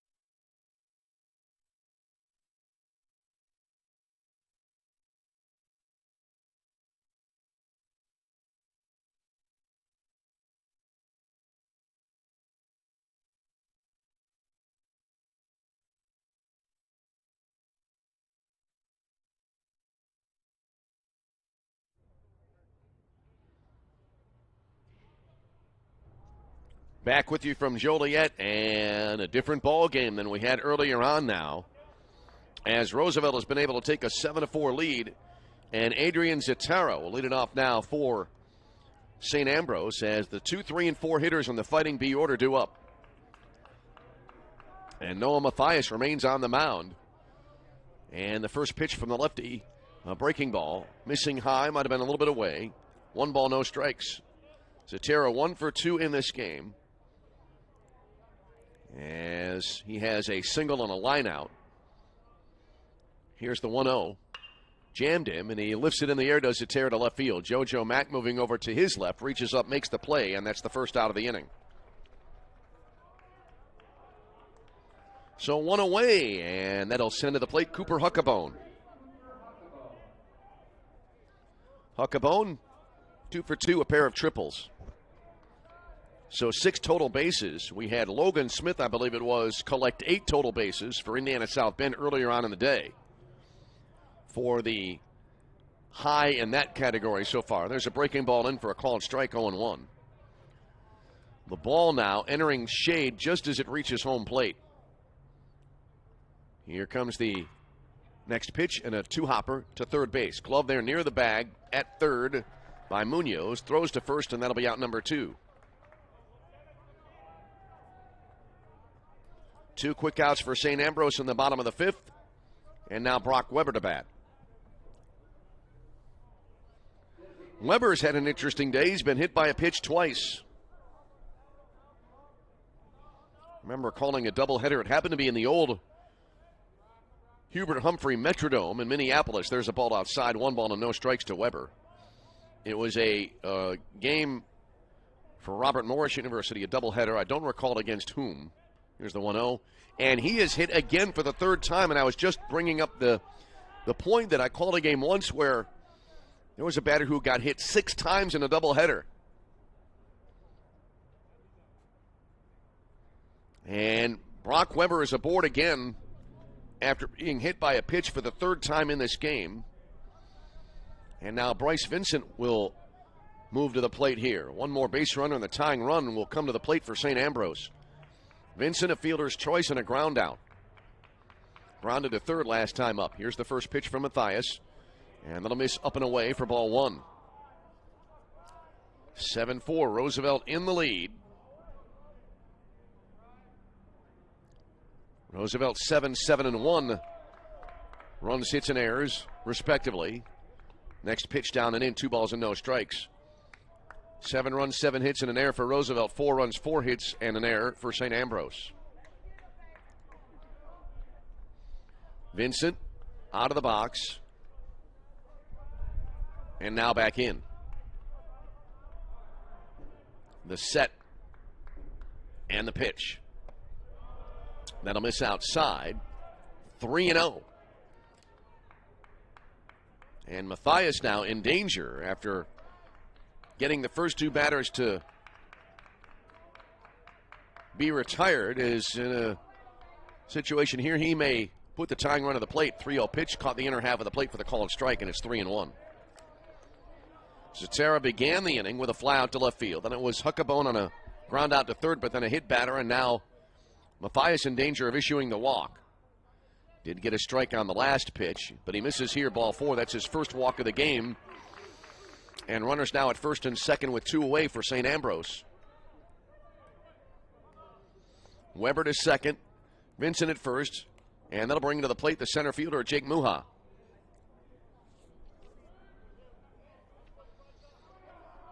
Muha, a fielder's choice, and a fly out to left field. 7-4 ball game, bottom of 5 in the 3rd of our opening day quadruple header. Here's the set by Mathias and the pitch. Swung on, and that'll be hit sharply but foul toward the third base dugout. So strike 1 to Jake Muha.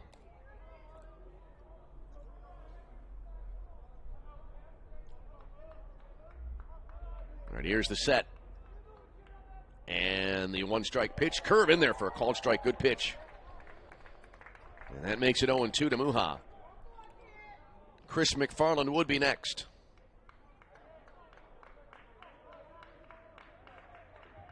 The set.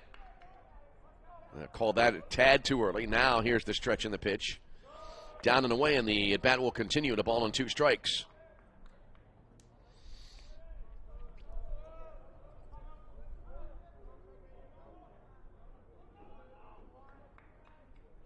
Mathias back on the rubber. And the 1-2. Jammed him, and it's lifted in the air. Short center field. This could be trouble here. It drops in between 3 players, and a run will score here as 1 run is in, and runners will wind up at second and third, and it's a 7-5 ball game. You could see right away that could be difficult. 3 players converging on it. Mack from left, Heyman from center, and the shortstop, Gutierrez, and it fell right in between them in no man's land there. And St. Ambrose is on the board here in the 5th inning. Weber scoring. Vincent to third. Muha aboard with an RBI single. It's now 7-5, and Chris McFarland will bat. McFarland has doubled and flied out. Here's the set now by Mathias, and the first pitch coming in. Quite a mighty swing there, and it's fouled straight back, and it's 0-1. So all of this coming after the first 2 batters retired. Then you had the hit by a pitch, and everything kind of falling apart a little bit here for Roosevelt. And another pitch that was way outside, and Hunter Darst reaching out there, and that saves a run momentarily. And the count even now, and a ball and a strike. That missed by a mile, that pitch. And Noah Mathias is extraordinarily lucky that that ball did not sail back all the way and allow a run to come in. 1 ball, 1 strike. And the pitch. Breaking ball, called strike, and that makes it a ball and 2 strikes. Mike Pavisa will be next here for St. Ambrose. Interesting ball game, 7-5. Back and forth momentum swings in this contest. Here's the set now, and the 1-2. Popped up, right side, foul territory, and out of play. So we'll hold on the ball on 2 strikes. New set of baseballs brought out to the home plate umpire. Great to have you aboard wherever you may be. Glad you've spent part of your Thursday with us. Here's the set now. The 1-2. Bouncer back to Mathias, who hops into the air, gloves, and almost sprints 2/3 of the way to the bag, overhands it to first, and that'll end the inning. So in the inning, though, St. Ambrose able to draw closer. They pick up a run on a hit, and we had no errors and a runner left on base. We go to the 6th. It's Roosevelt 7, St. Ambrose 5. You're tuned to CCAC Tournament Baseball.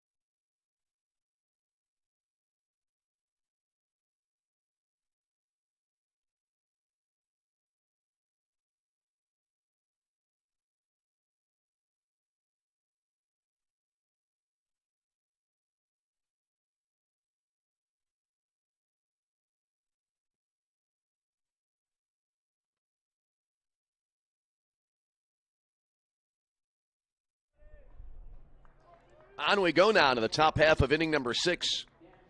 in really a fascinating ball game. It is a 7-5 lead for Roosevelt, and the first pitch here, the sixth inning, will miss outside ball one as Grant Baker now on for his first full inning of work. He faces Daniel Gutierrez to start off this sixth inning. Here's the set now, and the pitch.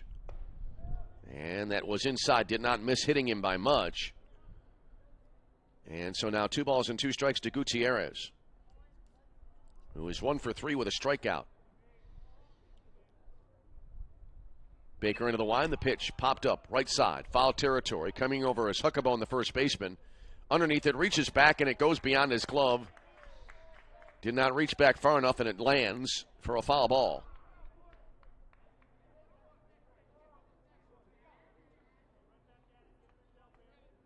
Scrolling down to the box score here. The line on Nick Vollmer in his very short-lived outing. 2/3 of an inning. Allowing 3 hits, 4 runs. Just one of those runs was earned. There's a swing and a ball that'll be fouled back toward the on-deck circle. So now 2-2 count here to Gutierrez. Vollmer giving up 1 earned run, walked a batter, and struck out a batter. And the next pitch, again nearly hitting the batter as it came inside for a ball.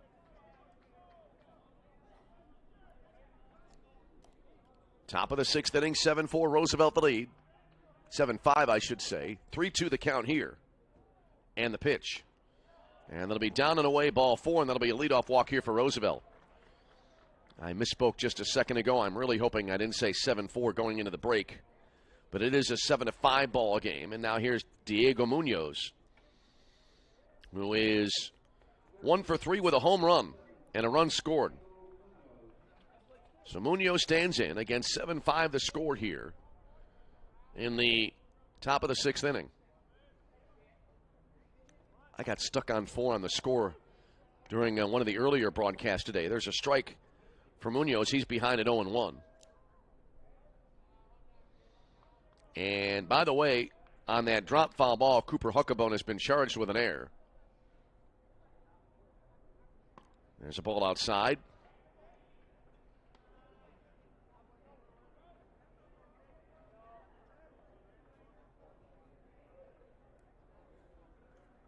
So 1 on, nobody out here in the top of the sixth inning. 1-1 count to Munoz. Here's the stretch in the pitch. Missed inside. And right now, Grant Baker consistently has been tossing the ball on the inner half and missing inside. Baker, the right-hander, coming set now. And the pitch. That'll be upstairs. And that should make it 3-1, and it does. 3-1. St. Ambrose not wanting to afford. I don't know if you could say they can't afford to fall behind any further. They certainly don't want to, as the 3-1 comes in way up high for ball 4. And runners now at first and second after back-to-back walks by Baker.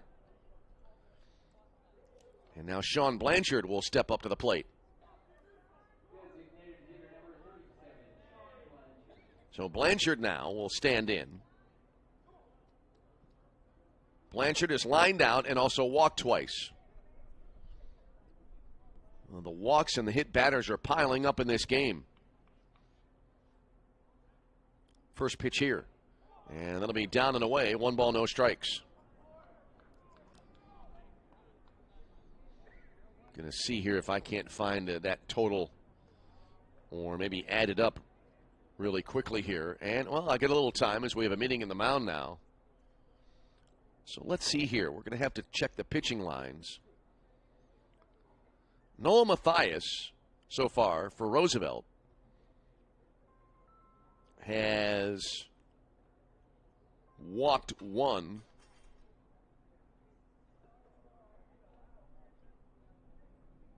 And the hit batter stat is not appearing here on the line score. Meanwhile, for St. Ambrose, as far as walks go, they have issued 6 thus far. meeting comes to an end. For Roosevelt, I'm going to count this up really fast here. The hit batter, that was Jalen Hurd in the 5th. That was the first hit batter by St. Ambrose pitching. Here's the set now on the next delivery. And that'll be a strike on the outside half.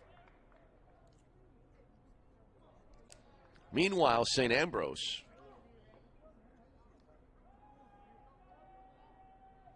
here's the set. The kick and the pitch. Upstairs. Roosevelt pitching hit 2 Fighting Bees in the first inning. A third in the third. And one more in the 4th. Rather, that was the 4th hit batter later in the game. There's a swing and a solid line drive into left field for a base hit. Station to station here for Roosevelt, and they've loaded the bases thanks to 2 walks and now a base hit by Sean Blanchard.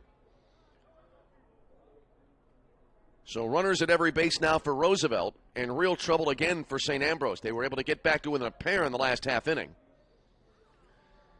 Roosevelt leading at 7-5, but now threatening to add to their lead. Sherman Martin to the plate now. So that's 5 hit batters in this game, plus 7 walks combined so far. So that adds up to 12 overall. First pitch is up high, ball 1 to Sherman Martin. 12 players have been either walked or hit in this game by the pitchers, which so far have been a total of 4 in this game. Swing and a foul back. 1-1 now to Martin. Martin, a single, a walk, and a fielder's choice, has scored twice.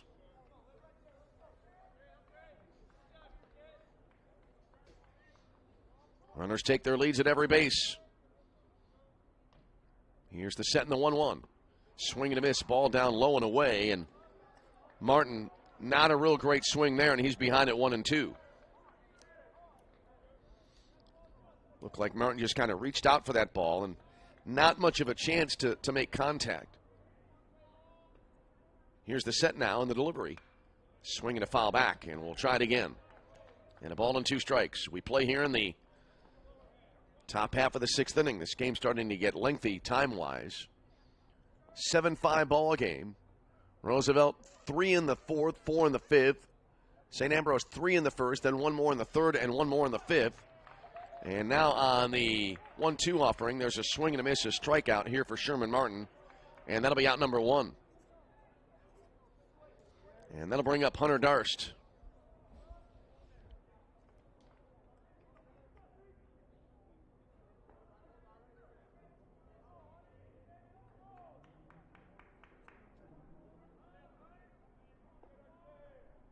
So Darst stands in, and he tries to jump on the first pitch, and he fouls it off to the left side. And so he is behind at 0-1. Darst at fielder's choice, a strikeout and a single. After the single, Luca Palucci came in to run for him, and he later scored. 7-5 ball game, and the next pitch. Missing outside, Villagomez having to reach across his body for a nice backhand stab there to make the grab. 1-1 to Hunter Darst.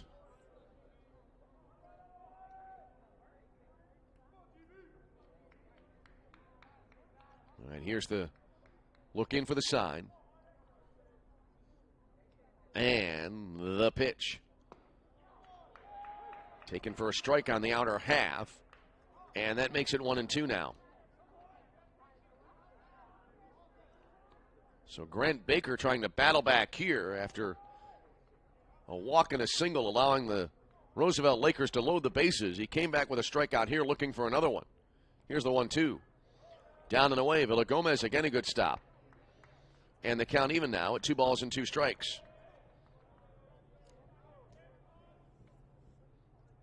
Baker, the right-hander, while clutching the ball back on the rubber now. Toes the rubber on the right-hand first base side. Here's the set now, and another pitch that comes in on a 2-2 count, popped up right side foul territory. Huckabone on the warning track, and again falls backwards. This time he makes the catch. And a run comes in to score from third as they threw to the plate. And now a throw back to second base. That doesn't get him. Now they try to get a runner at third. That doesn't work out. And the play eventually comes to an end. Oh, the ball had quite a journey there after it was put into the air.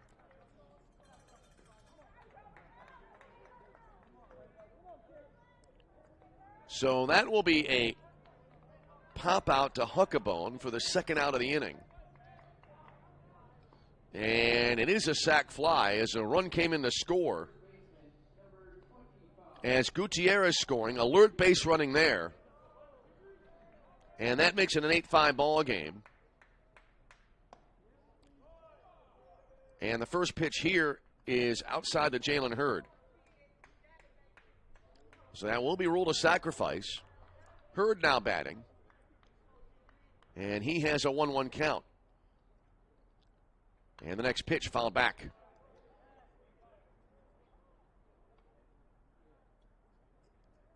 So now the count even at 1-1. As we play here in the top of the sixth inning, and now an 8-5 Roosevelt lead. Baker has allowed one earned run so far in this ball game.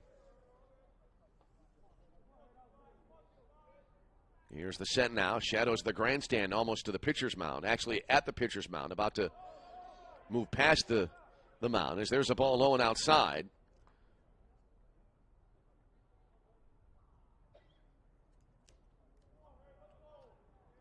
So now on the scoreboard, the count shows 2 balls and a strike. Righty versus righty. Runner remaining at third for Roosevelt. And the pitch. Low and outside.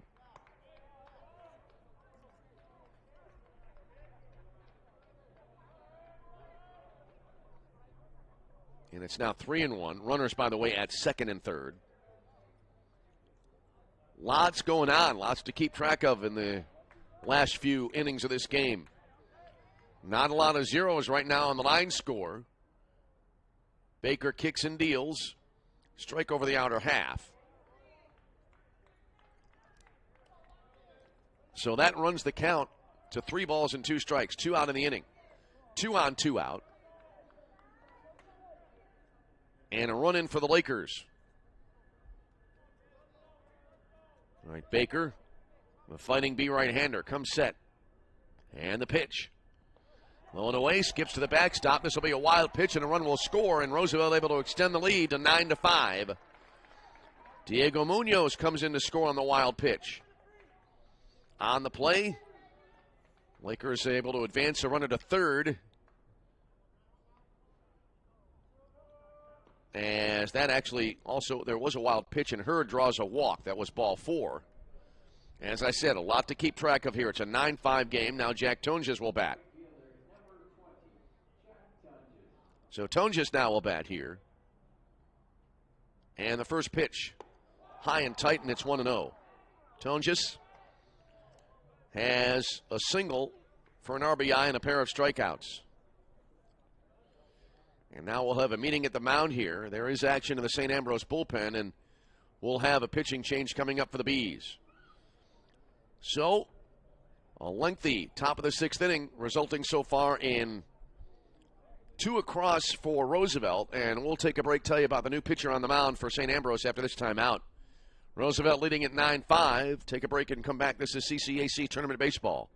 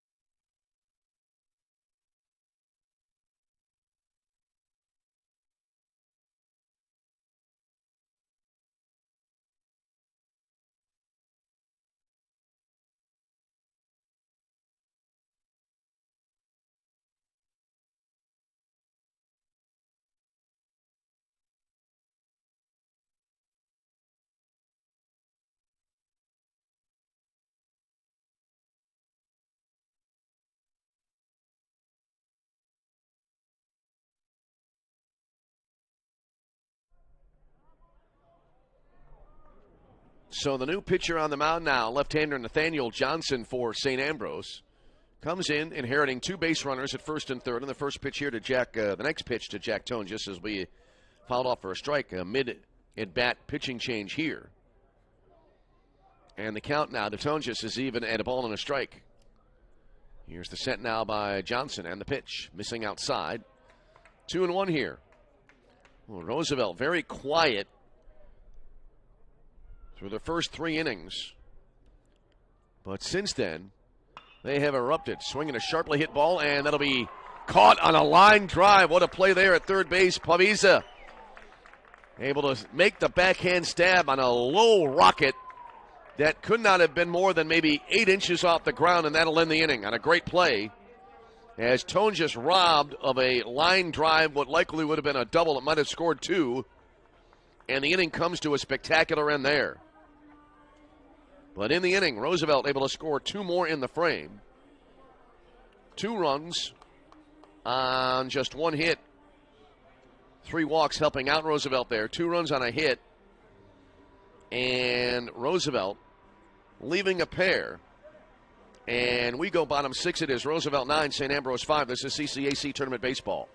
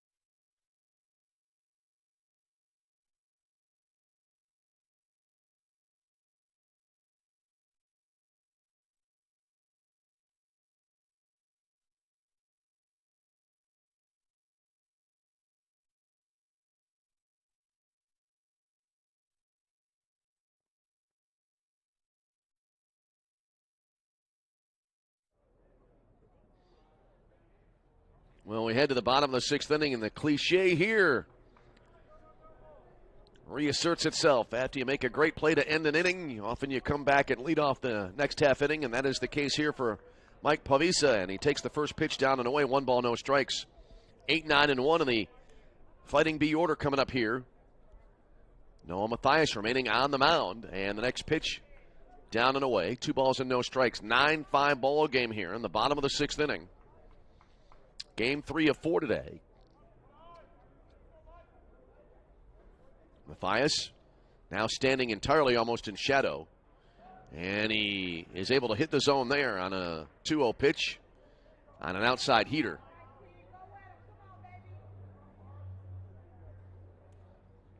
And Mathias, left-hander, out of the stretch in the 2-1. And did he hit the batter in the helmet? Yes, he did.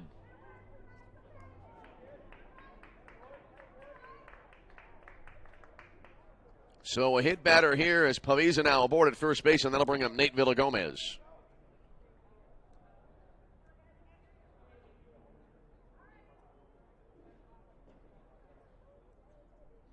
That is 5 hit batters by Noah Mathias in this game. Villagomez is 0 for 2, caught looking at a strikeout last time up. In addition, he's had a ground out to third base. And if you're Roosevelt, that's not what you want to see happen after getting a little bit of a lead. They're up 9-5. First pitch is in there for a called strike 0-1 to Villagomez. Bottom of the 6th inning. 9-5 ball game. A combined 13 hits so far, and there's a ball that'll go to the backstop. And a wild pitch, and Pavisa going to second base. I wonder if you could call Mathias' outing here one where he's effectively wild, which means you're not always hitting the zone, you're out of the zone a lot, but effective enough to maybe keep the batters off balance. That's kind of the best way I can think of to describe it. As Mathias kicks and deals, and that'll be in for a called strike. So Pavisa aboard at second base now. The count is 1-2 to Nate Villagomez.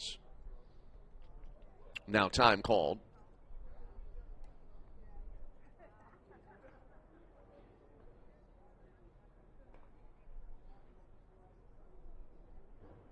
Umpire, I believe, it looks like has his lineup card out.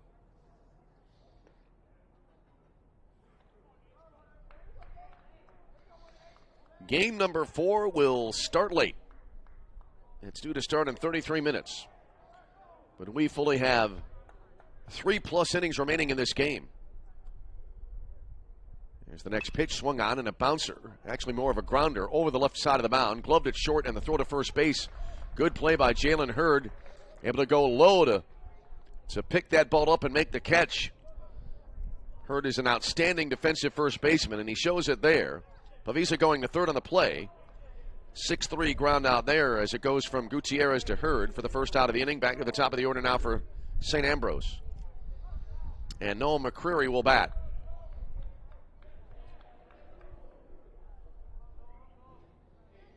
McCreary has been hit by a pitch and is grounded out twice. First offering here in for a called strike. 0-1. We are a minute shy of the 2-hour mark, and we're in the bottom of the 6th. There's a swing and a high chopper, actually a medium high chopper, caught in foul territory by Jalen Hurd, so it will go as a strike. And so 0-2 here. Maybe a high bouncer would be a better way to record that, rather describe that last foul ball. Anyway, McCreary back into the batter's box and in an 0-2 count. 1 out runner at third. And the pitch.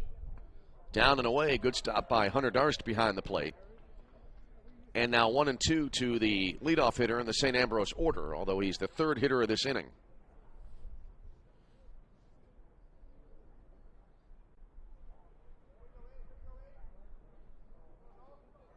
Mathias looks like he adjusted his cap there a little bit, now back on the rubber. Here comes a 1-2. Swing and a miss. That looked like some high heat there. And McCreary comes up empty for the second out of the inning. So now here's Adrian Zatara. Mathias has had a roller coaster ride, 5 2/3, allowing 4 earned runs. He struck out just 3 and walked 1. He's thrown 91 pitches now. First pitch here, and then a miss outside, 1-0 to Zatara, who flied to left his last time up. Zatara is 1 for 3 this afternoon. And heading now into the early evening hours, just about the entire lower bowl of seating is in shadow, with the exception of down the first base line. There's a ball low. So 2-0. Zatara, right-handed batter, standing in. 2 balls, no strikes. And the pitch. Missing high and away, 3-0.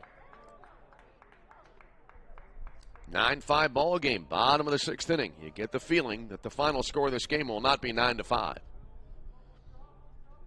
First game had 6 combined runs. The second game 5, but this game is blown by those totals here relatively quickly. There's a breaking ball strike. So now it's 3-1. 2 out runner at third. St. Ambrose still looking to get on the board here in the bottom of the 6th inning. Here's the set by Mathias on the pitch. Missing outside. Ball 4. And that'll be a walk, and runners now at first and third. And that'll bring up Cooper Huckabone.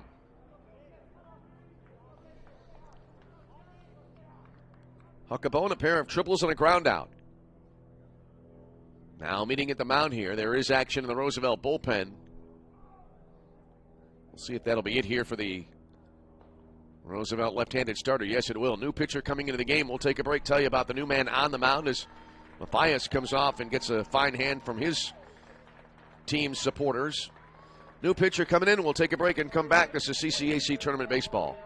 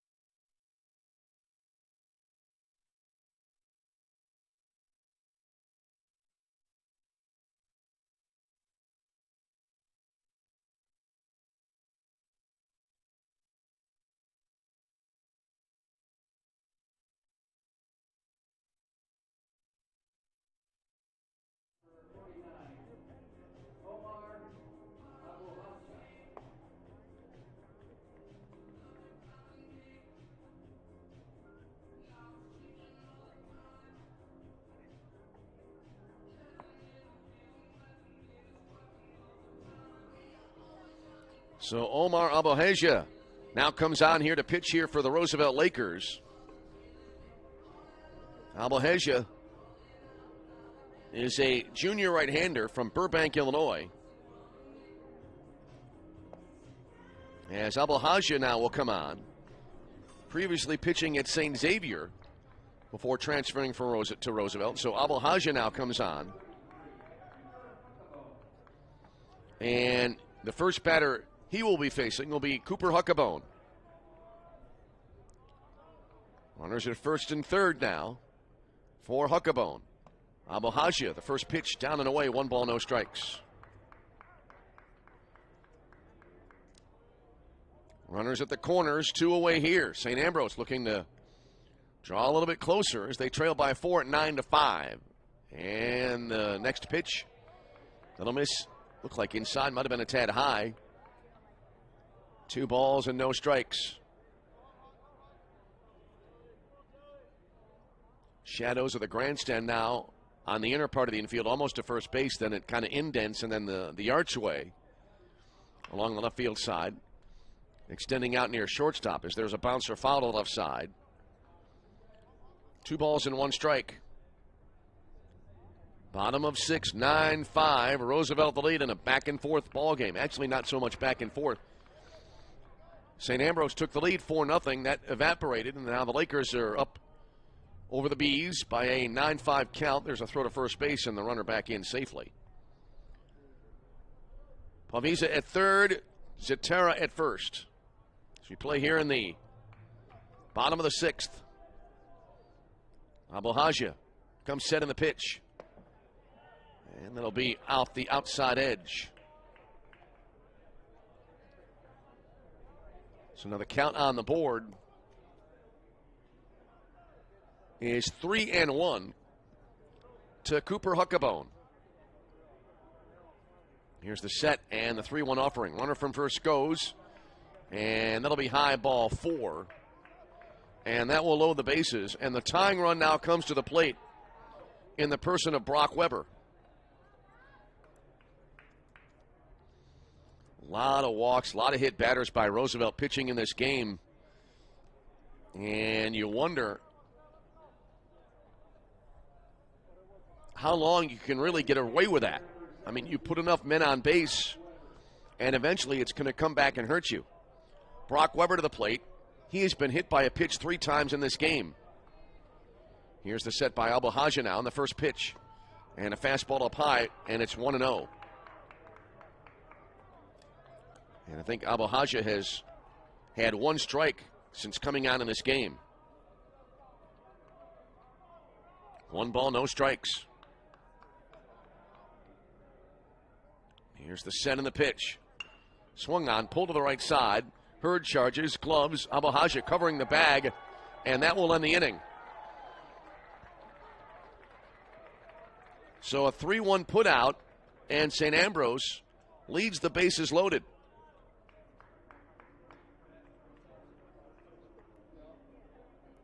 So in the inning, no runs in an adventurous, scoreless inning. No runs in the inning, no hits, 2 walks and a hit batter, and 3 left on base. And we've completed 6 to score as the lights come on here at Dooley Health and Care Field. Your score is Roosevelt 9, St. Ambrose 5. This is CCAC Tournament Baseball.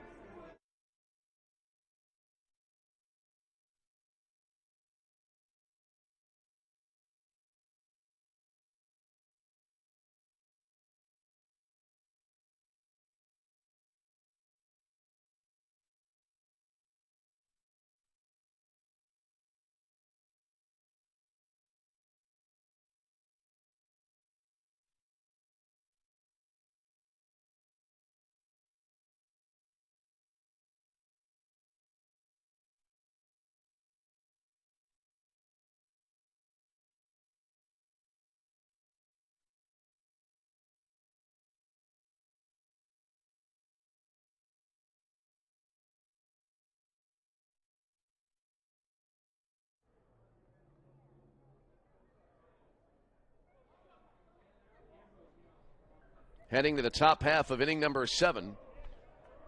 And JoJo Mack do lead it off here. And the first pitch is going to be in for a called strike. 9-1-2 in the Roosevelt order coming up. And the 0-1 will miss inside. Count even now, and a ball and a strike. JoJo Mack 2 for 3 with a pair of RBIs.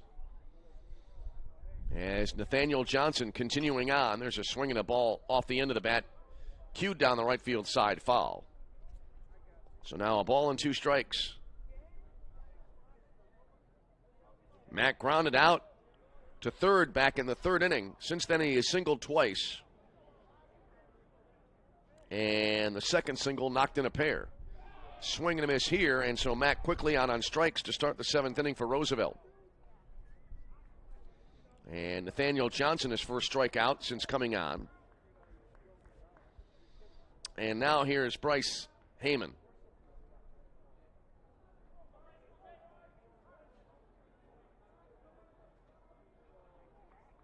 Left-handed batter squares the bat and bunts an inside pitch, pushes it out almost to the front of the mound. And he's able to beat the play at first base as Heyman pushed it out near the front edge of the mound. It got picked up there, and then a quick spinorama throw, not in time at first base. So a bunt single there for Heyman, who's on base for the 2nd time in this game. And now it'll be Daniel Gutierrez to the plate.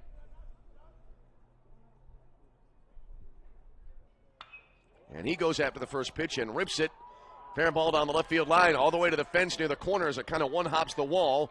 Extra bases here. Heyman pulls up at third base, and runners at 2nd and 3rd for Roosevelt. Gutierrez just jumping on that first pitch, and he ripped it down the line toward the corner. So a double there. I was starting to mention earlier on, Roosevelt was very quiet offensively through the first 3 innings. They were retired in order.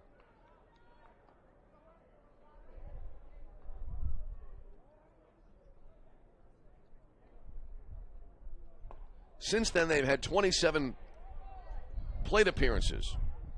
Diego Munoz batting here, and the first pitch is there for a strike, and it's 0-1. Nathaniel Johnson now comes set, and the 0-1. Down and away, and that'll leave it up now, 1 ball and 1 strike. Munoz walked last time up, has a home run in this game, has scored twice. Here comes the 1-1. This will be hit well to left field. Will it stay up? Yes, it will. That ball was lined to McFarland in left. Runner from third tags and scores. That's the 10th run of the game for Roosevelt, and they now lead it 10-5. So Heyman scores a line-out sac fly. That'll be out number 2 in the inning. And that'll bring to the plate Sean Blanchard. So Munoz with his 2nd RBI of the ball game. Here's Blanchard, who has lined out, walked twice, and singled. First pitch to him here, and low and away, and it's 1-0. Sherman Martin would be next if the inning continues. 10-5 Roosevelt. They once trailed in this game early, 4-0. Swinging a foul back. And the count even at a ball and a strike, but since then, Roosevelt has outscored the Bees 10-1. 1-1 to Blanchard. Here's the set now, and the pitch. And the pitch from Johnson curved down and in to make it 2 balls and a strike. As you can see in our CCAC video stream, shadows lengthening in the early evening. There's a swing and a ball lifted into the air. Left field, moving over to the right toward the line, and the ball caught there by McFarland in left, and that'll end the inning. But Roosevelt able to add to their lead, as in the inning, they pick up a run on the 2 hits, no errors, and a runner left on base. Stretch time here in Joliet. The score is Roosevelt 10, St. Ambrose 5. This is CCAC Tournament Baseball.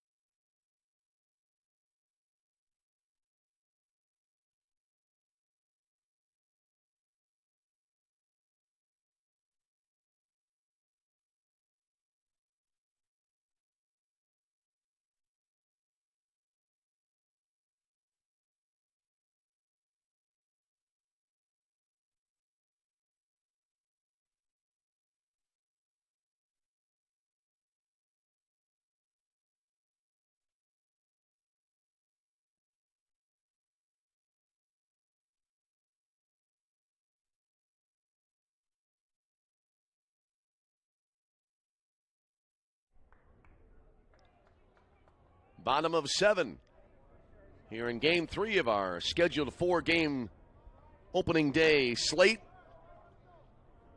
And St. Ambrose, with work to do, they trail 10-5 in this game. And the first pitch into Bryce Vincent will be, look like a little bit high maybe, in the count, 1 ball and no strikes. Omar Abuhaja now on for his first full inning of work as there's a strike called. And the count even at 1-1. Vincent walked his last time up. He officially is 0 for 2, does have an RBI, the 1-1. And bounced towards second base. Sherman Martin, gloves on 3 hops, throws to first, and there's 1 away in the inning.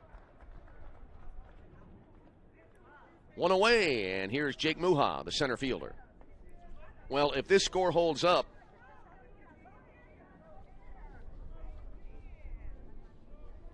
as I'll have to track down my bracket here, Roosevelt would play St. Xavier tomorrow at 10 a.m. here in Joliet.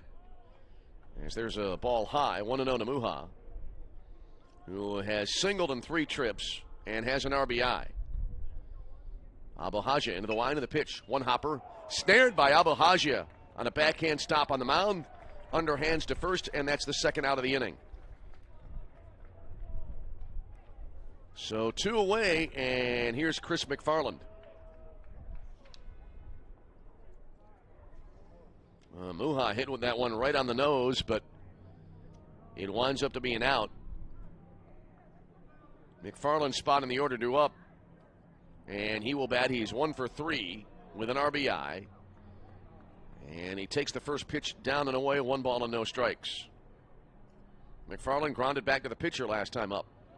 There's a strike called, and Abuhaja right now trying to work on a quick 1-2-3 inning. Bottom 7, 10-5 Roosevelt, and the pitch. Down and away. So now 2-1.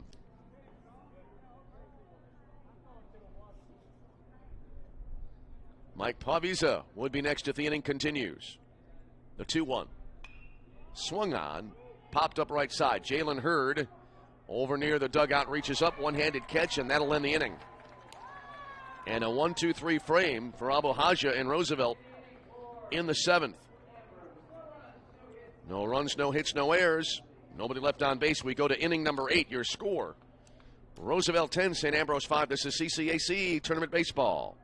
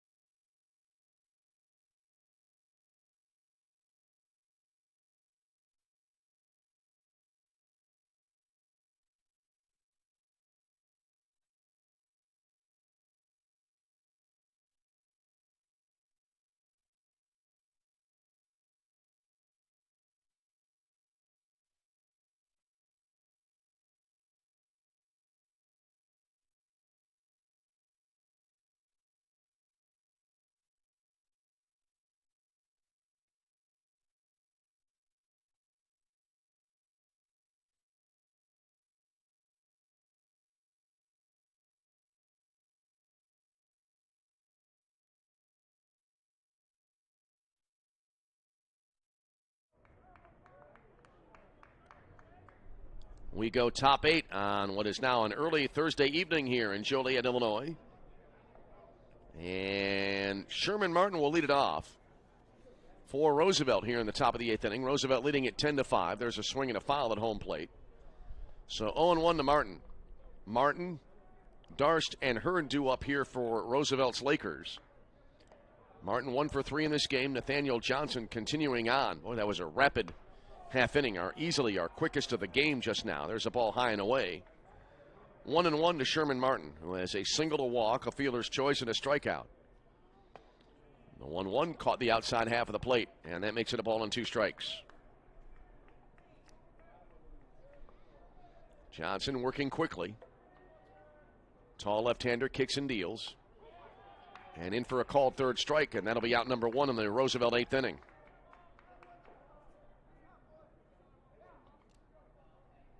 So Johnson, his second strikeout of the game. And Hunter Darst now will go to the plate.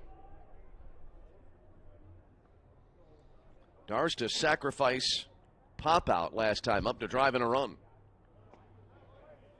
There's a strike called on its 0-1. He popped the ball down the right field side.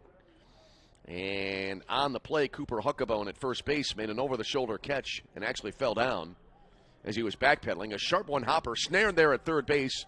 A 360 turnaround by Pavisa in the throw to first in time for the out. He's had two good plays now late in this game. As Pavisa at third, and now that'll bring up Jalen Hurd.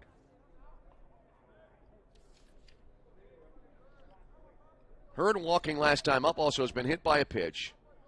Flied out and popped out. The flyout was a sacrifice that drove in a run. First pitch to Jalen Hurd. Down and in, 1-0. So Hurd officially is 0 for 1 with an RBI. 1 ball, no strikes. Top of 8, 10-5 Roosevelt. There's a curve in for a called strike. And that'll even it up now, 1-1.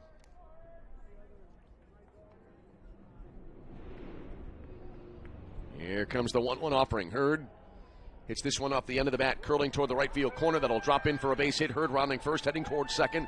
As in right field, Zatara tried to get to it, fell down, got up nicely very quickly and threw it back to the infield. And it gets away, but it was backed up nicely near third base as Jalen Hurd has a 2-out double.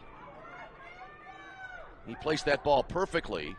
And now Jack Tonjes will bat here for Roosevelt.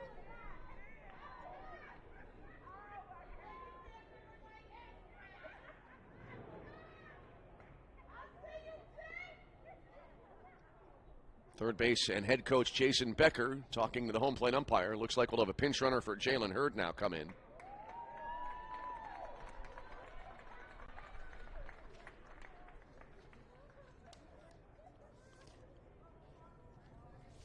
So on the run now for Roosevelt will be Jack Kiefer. Junior, 6'3" from Kimberly, Wisconsin. So Kiefer running at second base. And Jack Tonjes now due up here.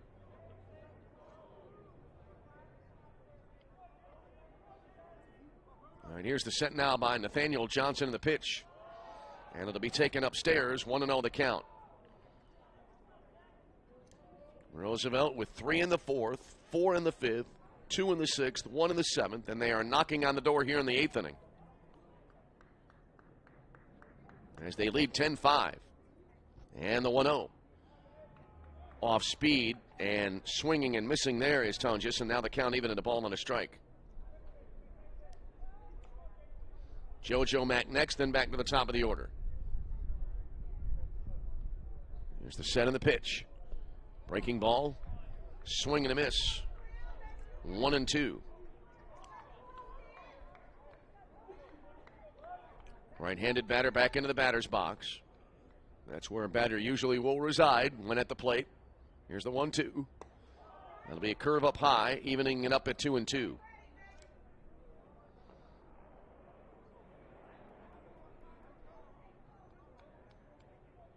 Johnson comes set. 2-2 offering. Swung on and missed, and the ball will look like came in down and in the zone, and that'll be a strikeout to close out the inning. So nothing comes of that 2-out double by Jalen Hurd. As in the inning, no runs, a hit, no errors, and a runner left on base. We go bottom 8. And the score, Roosevelt 10, St. Ambrose 5. You're tuned to CCAC Tournament Baseball.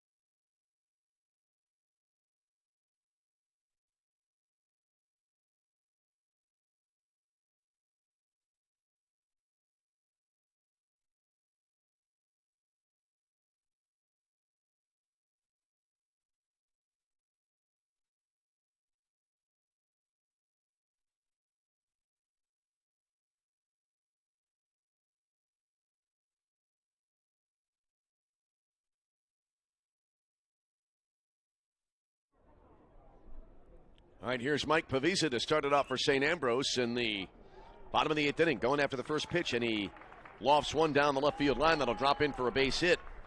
So a good start for St. Ambrose in the bottom of the 8th inning. Pavisa on base for the second straight time. He was hit by a pitch last time up. He officially now is 1 for 3 in this game. And Nate Villagomez now due up for St. Ambrose. And he will bat. Thought for a minute we had a different number on the back of the jersey, but Villagomez will bat. He is 0 for 3 today. St. Ambrose needing base runners, and they need to keep the line moving as they trail 10-5 in this game. And the first pitch from Omar Abuhaja will be up high to Villagomez, and it's 1-0. Lots of scoring, lots of hitting, lots of action in this game. 15 combined runs, 17 combined hits. There's a strike called. And 3 combined errors here. 10 runs, 11 hits, and an error for Roosevelt. 5, 6, and 2 for St. Ambrose. Here's the set by Abuhaja now. And the pitch. Up and away. And that'll bring the count to 2 balls and a strike. 1 on, nobody out. St. Xavier and Calumet St. Joseph, I should say St. Francis and Calumet, waiting to play in the 4th game here tonight. Here's the set by Omar Abuhaja and the pitch. In for a called strike. And that makes it 2-2. That 4th game just about near the starting time for game number 4. Here comes the 2-2. That'll be lofted out towards second base. Martin hesitates, lets it land. Backhands to second for 1, but no relay attempt. Martin, I think, purposely letting the ball drop there. I think he could have caught it on the fly, let it drop, tried to start a double play, but the ball took so long to get to him that they only had the chance of the force out. So a fielder's choice and a pinch runner coming into the game now for St. Ambrose at first base.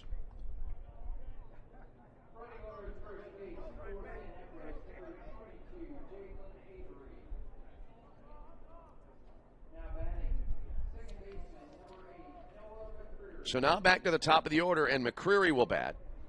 Jalen Avery, the junior from Oswego, Illinois, is running at first base now. He runs for the catcher, Villagomez. Here's McCreary now. Left-handed batter awaits. And the first pitch. And it'll be high and away. 1 ball, no strikes for McCreary.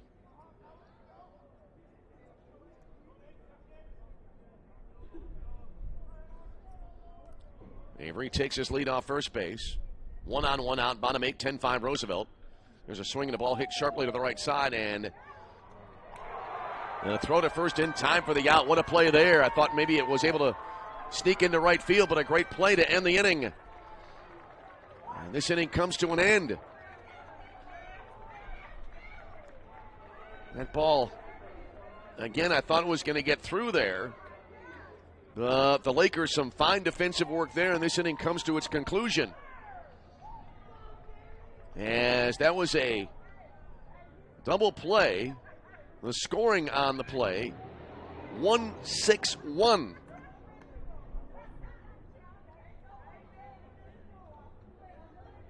Well, that was turned so fast, and the inning comes to an end.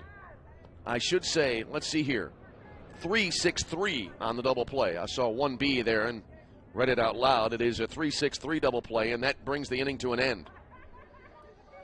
So in the inning, no runs for St. Ambrose there, no runs on the hit, no errors, none left on base. We go to the 9th, and it is a 10-5 lead for Roosevelt as you're tuned to CCAC Tournament Baseball.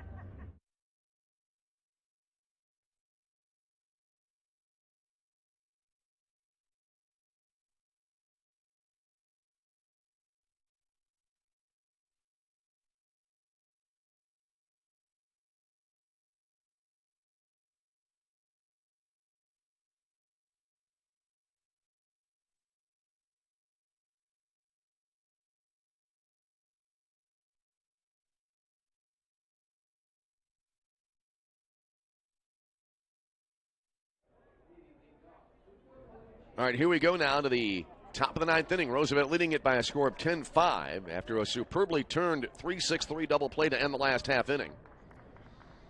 Nate Villagomez now checks back in and is behind the plate again, re-entering the game for St. Ambrose. And JoJo Mack leading it off for Roosevelt, and it'll be instead Luca Palucci batting here. And he swings and misses that last pitch, so he's behind now at a ball and 2 strikes.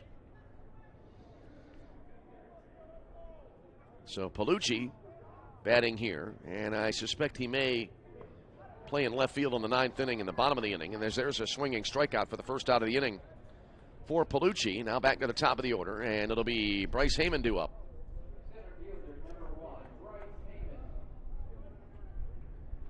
So Heyman stands in. Heyman with a single, a bunt single last time up. He eventually came around to score.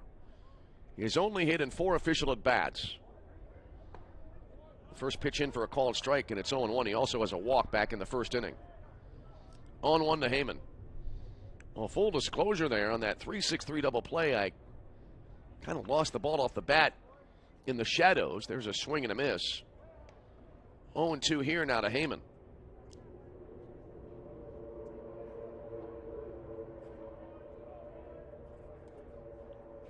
Here comes the 0-2.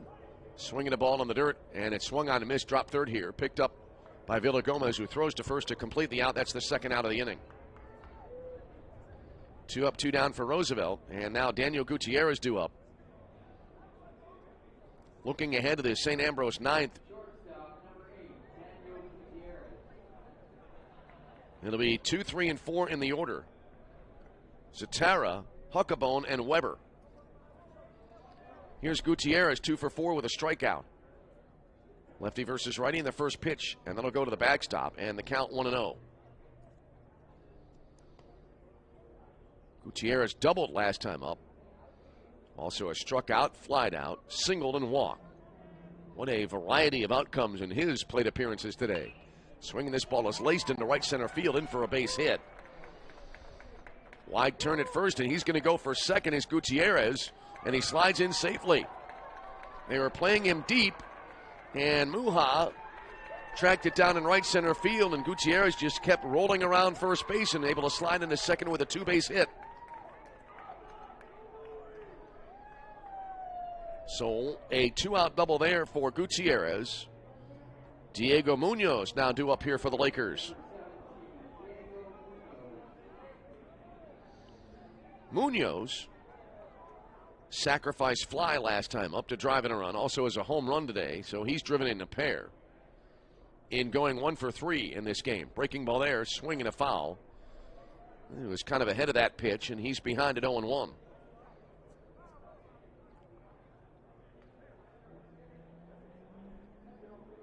Munoz out of the box, now back in.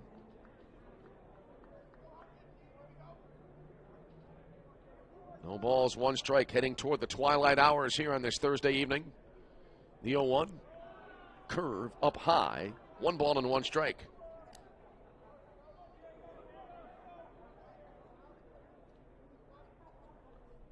Johnson now has thrown 3 innings of work.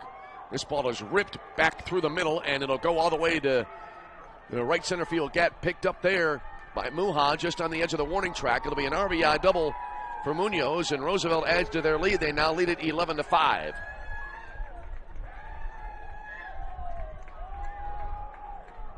So Munoz now has driven in 3 in this game.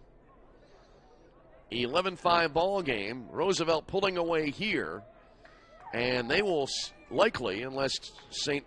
Ambrose can come back, they'll need at least 6 right now to tie the game in the bottom of the ninth inning. And unless St. Ambrose stages what would be maybe the comeback of comebacks, as the first pitch here down and away, 1-0. The number 2 seed in the tournament will be headed to the elimination bracket tomorrow. Sean Blanchard hitting. Lefty versus righty here. And the pitch. Breaking ball, and that'll be upstairs. 2 balls and no strikes.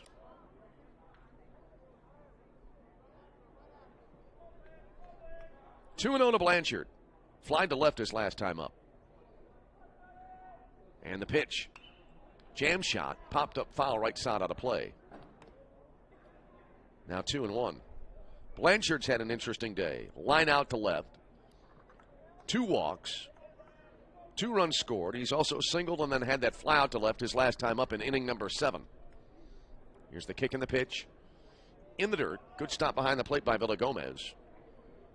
But it now goes to 3-1 here to Blanchard. A run in the inning for Roosevelt. After trailing 4-0, they are now up 11-5, and the pitch. Strike called on the inner half. For a second there, it looked like Blanchard thought he might get the walk, but that didn't happen.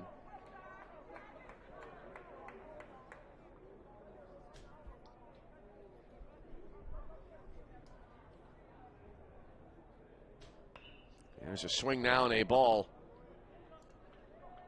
hit foul to the left side.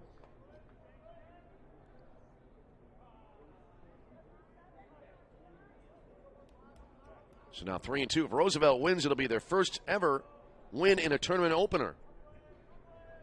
And they would advance to, in effect, the winner's bracket semifinals tomorrow. There's a breaking ball fouled back to the screen, and it's now going to hold at 3-2.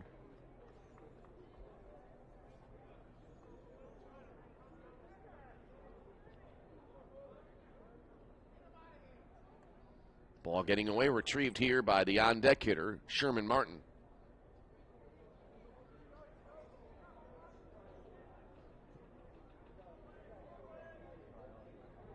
3 balls, 2 strikes. And the pitch. That jammed him, and it's going to be hit to the other way, and it'll fall into right field for a base hit. And another run comes in to score, and Roosevelt now leading it by a 12-5 count. That ball kind of lofted into right field. Zietra coming on, fumbled it a little bit, but it didn't have any effect on the play. Munoz comes in to score. RBI single for Blanchard. 12-5 Roosevelt, and now Sherman Martin will bat. Martin has a single, a walk, a fielder's choice, and a pair of strikeouts, taking here. And it did come in a little bit low, 1 ball and no strikes. So Blanchard with the RBI single. Swing and a miss, and a ball down in the dirt. It'll skip away from Villagomez. That'll be a wild pitch. And Blanchard takes second base. This scorecard for me has a lot written on it here.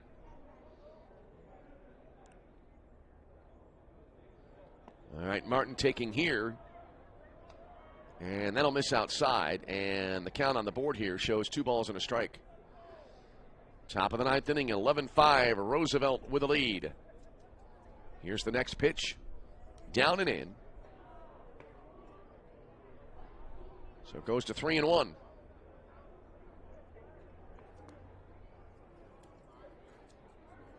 Game 4 of the day coming up after this one. St. Francis and Calumet St. Joseph. And that next pitch to Martin, down low and in, and the inning continues here. There are 2 away. Martin draws the walk. And Hunter Darst now due up.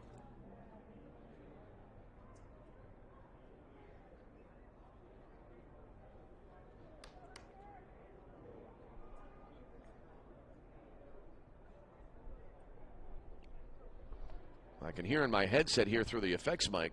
Sounds like the size of the crowd has increased substantially. A lot of spectators arriving for the 4th game, especially since this is St. Francis's home venue. Meeting on the mound now for St. Ambrose. As we play in the top of the 9th inning, 11-5, Roosevelt with the lead, rather 12-5 is the score. And Roosevelt still with 2 on and 2 out.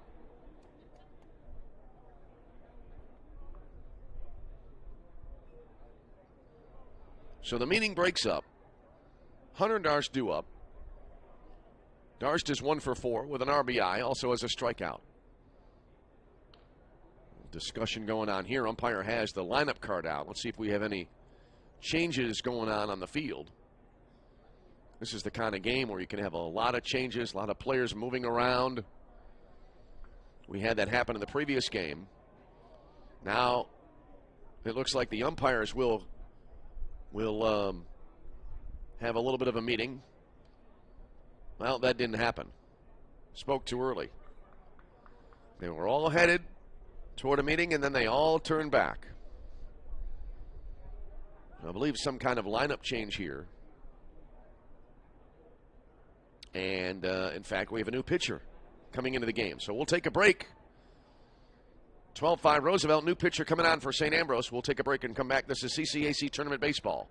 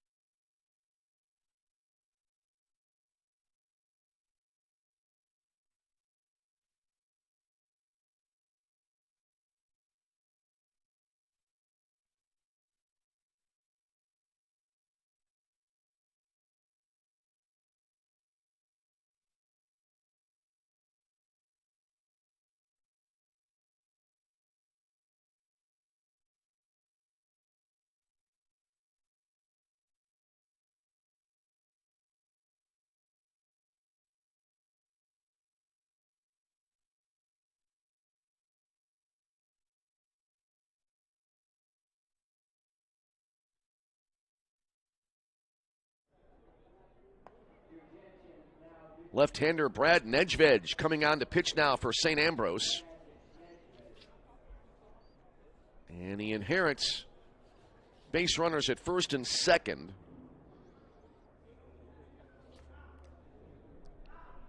I noted it a moment ago. There's been a lot to keep track of in this ball game. Roosevelt now leading it by a score of 12-5. And Nedved is the fifth fighting bee to pitch in this inning.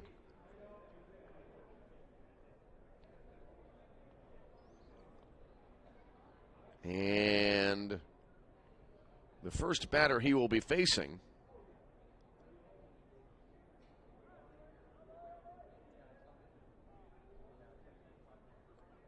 will be Hunter Darst. And the first pitch will be a strike on the outside edge. 0-1 to Darst. St. Ambrose getting off to a great start in this game. They led 4-0 fairly early in the contest, but things have kind of collapsed for them since then. There's a pop foul to the right out of play. And so 0-2.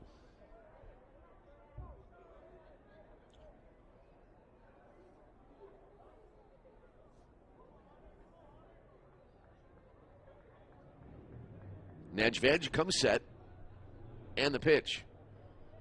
Good stop as that ball was into the turf. And now a ball and two strikes. Nedved leans in, his left arm there dangling. Now he'll come set.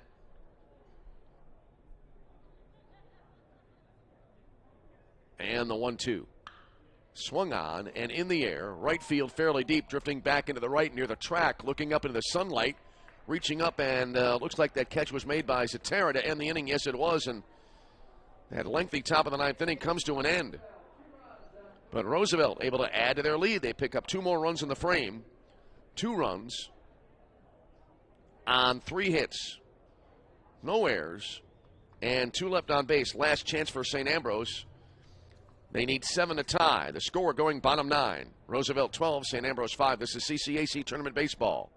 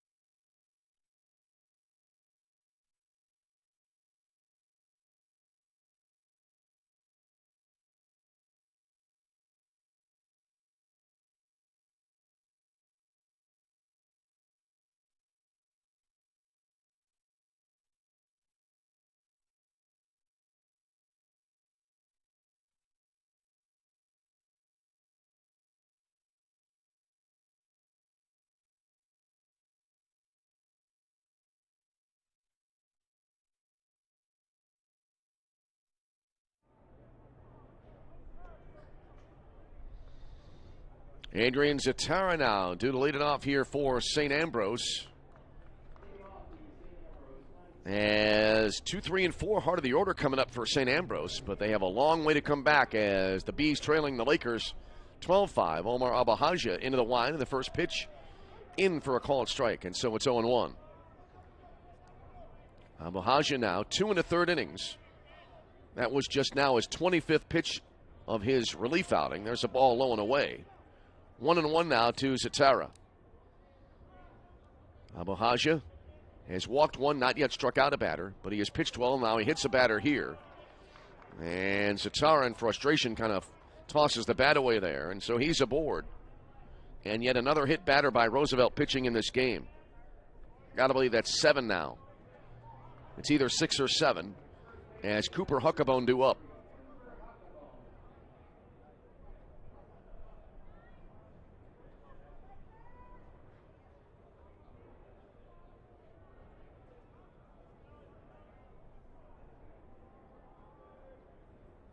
That's 6 hit batters by my quick count in my scorebook here. For Roosevelt pitching, there's a curve in there for a called strike 0-1 to Huckabone. Huckabone 2 for 3 with a run batted in. And Huckabone walked his last time up. It's a 12-5 ball game, bottom of the 9th inning. Here's the set now by Abahaja. And the pitch. Kind of jammed him, and Huckabone went after it, came up empty, and a pitch that kind of rode a little bit inside, maybe a little bit low, and now Huckabone behind at 0-2. So as it stands now, things will seemingly work out as follows. Roosevelt will face St. Xavier tomorrow at 10 a.m. here at Dooley Health and Care Field. There's a fastball high and away. And now a ball and 2 strikes for Huckabone. And St. Ambrose will head to Palos Heights tomorrow. 10 a.m. game against Olivet Nazarene University. That will be an elimination game. Here's the next pitch. Inside out swing. Pop foul right side out of play. So it'll be 1-2. Players for the next game now starting to file down toward the dugouts.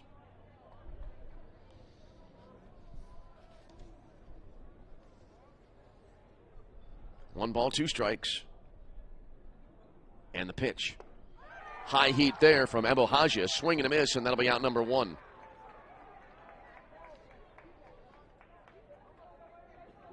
So Abahaja, his first strikeout of the ball game.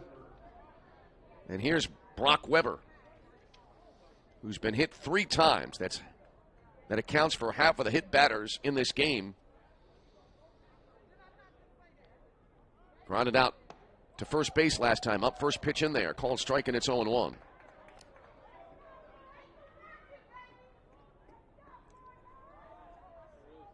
Here's the set now. Not quite yet.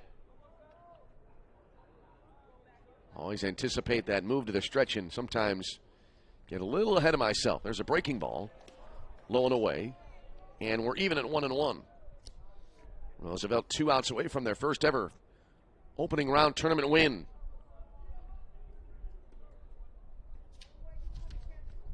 One ball, 1 strike. Here's the set now. And the pitch. Swung on and popped him up. Left side, foul territory, out of play. So it goes to a ball and 2 strikes. Lights are on. Maybe starting to take a little bit of an effect now on what's been really a glorious day weather-wise. Maybe the best day so far, almost of the spring. Certainly the best day in the month of May thus far. Here's the set now. The 1-2 pitch. Golf swing, swung and missed, and that's the second out of the inning on back-to-back strikeouts. 2 away, and the last hope is going to be Bryce Vincent.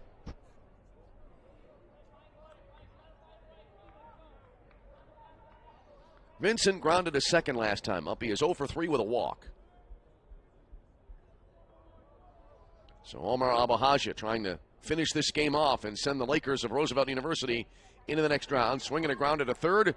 Over to second for the short way, and that'll end the inning. And a fielder's choice from Munoz to, I believe, Martin covering. And that ends the ball game, and Roosevelt University's Lakers claim victory here in game number 3 of our 4-game schedule here on the opening day of the CCAC tournament. Final totals in this game for Roosevelt: 12 runs, 14 hits, 1 error. St. Ambrose, 5 runs, 6 hits, and 2 errors. So now Roosevelt advancing with a convincing 12-5 win. They will play St. Xavier tomorrow at 10 a.m. And it will be St. Ambrose playing Olivet Nazarene tomorrow morning at 10 at Trinity Christian in Palos Heights. Thanks to Dave Laquetta on stats. Also thanks to Josh Wallfish as well on stats. And our thanks to all of you for tuning in. Hope you enjoyed the broadcast. Game 4 of the day coming up next. It'll be the number 1 seed Fighting Saints of the University of St. Francis against Calumet St. Joseph. By the way, the time of that ball game, not bad actually. Let's see here. About 2 hours and 51 minutes. So actually kind of a lengthy ball game. But in any case, game number 4 coming your way. It may start around 8 p.m. And it'll be Aaron Sheelan to call that one for you. Thanks to Aaron for giving me a little bit of a break, and I'll see you back tomorrow morning for the elimination games from Palos Heights, Illinois. Final score in game number 3 of the day: Roosevelt 11, St. Ambrose, Roosevelt 12, and St. Ambrose 5. We'll see you tomorrow, and hope you join us for game 4 later today. Either way, until we speak to you again, this is Tom Westenfeld. Thank you so much for being with us, and for now, from Joliet, Illinois, we wish you all a very pleasant good evening.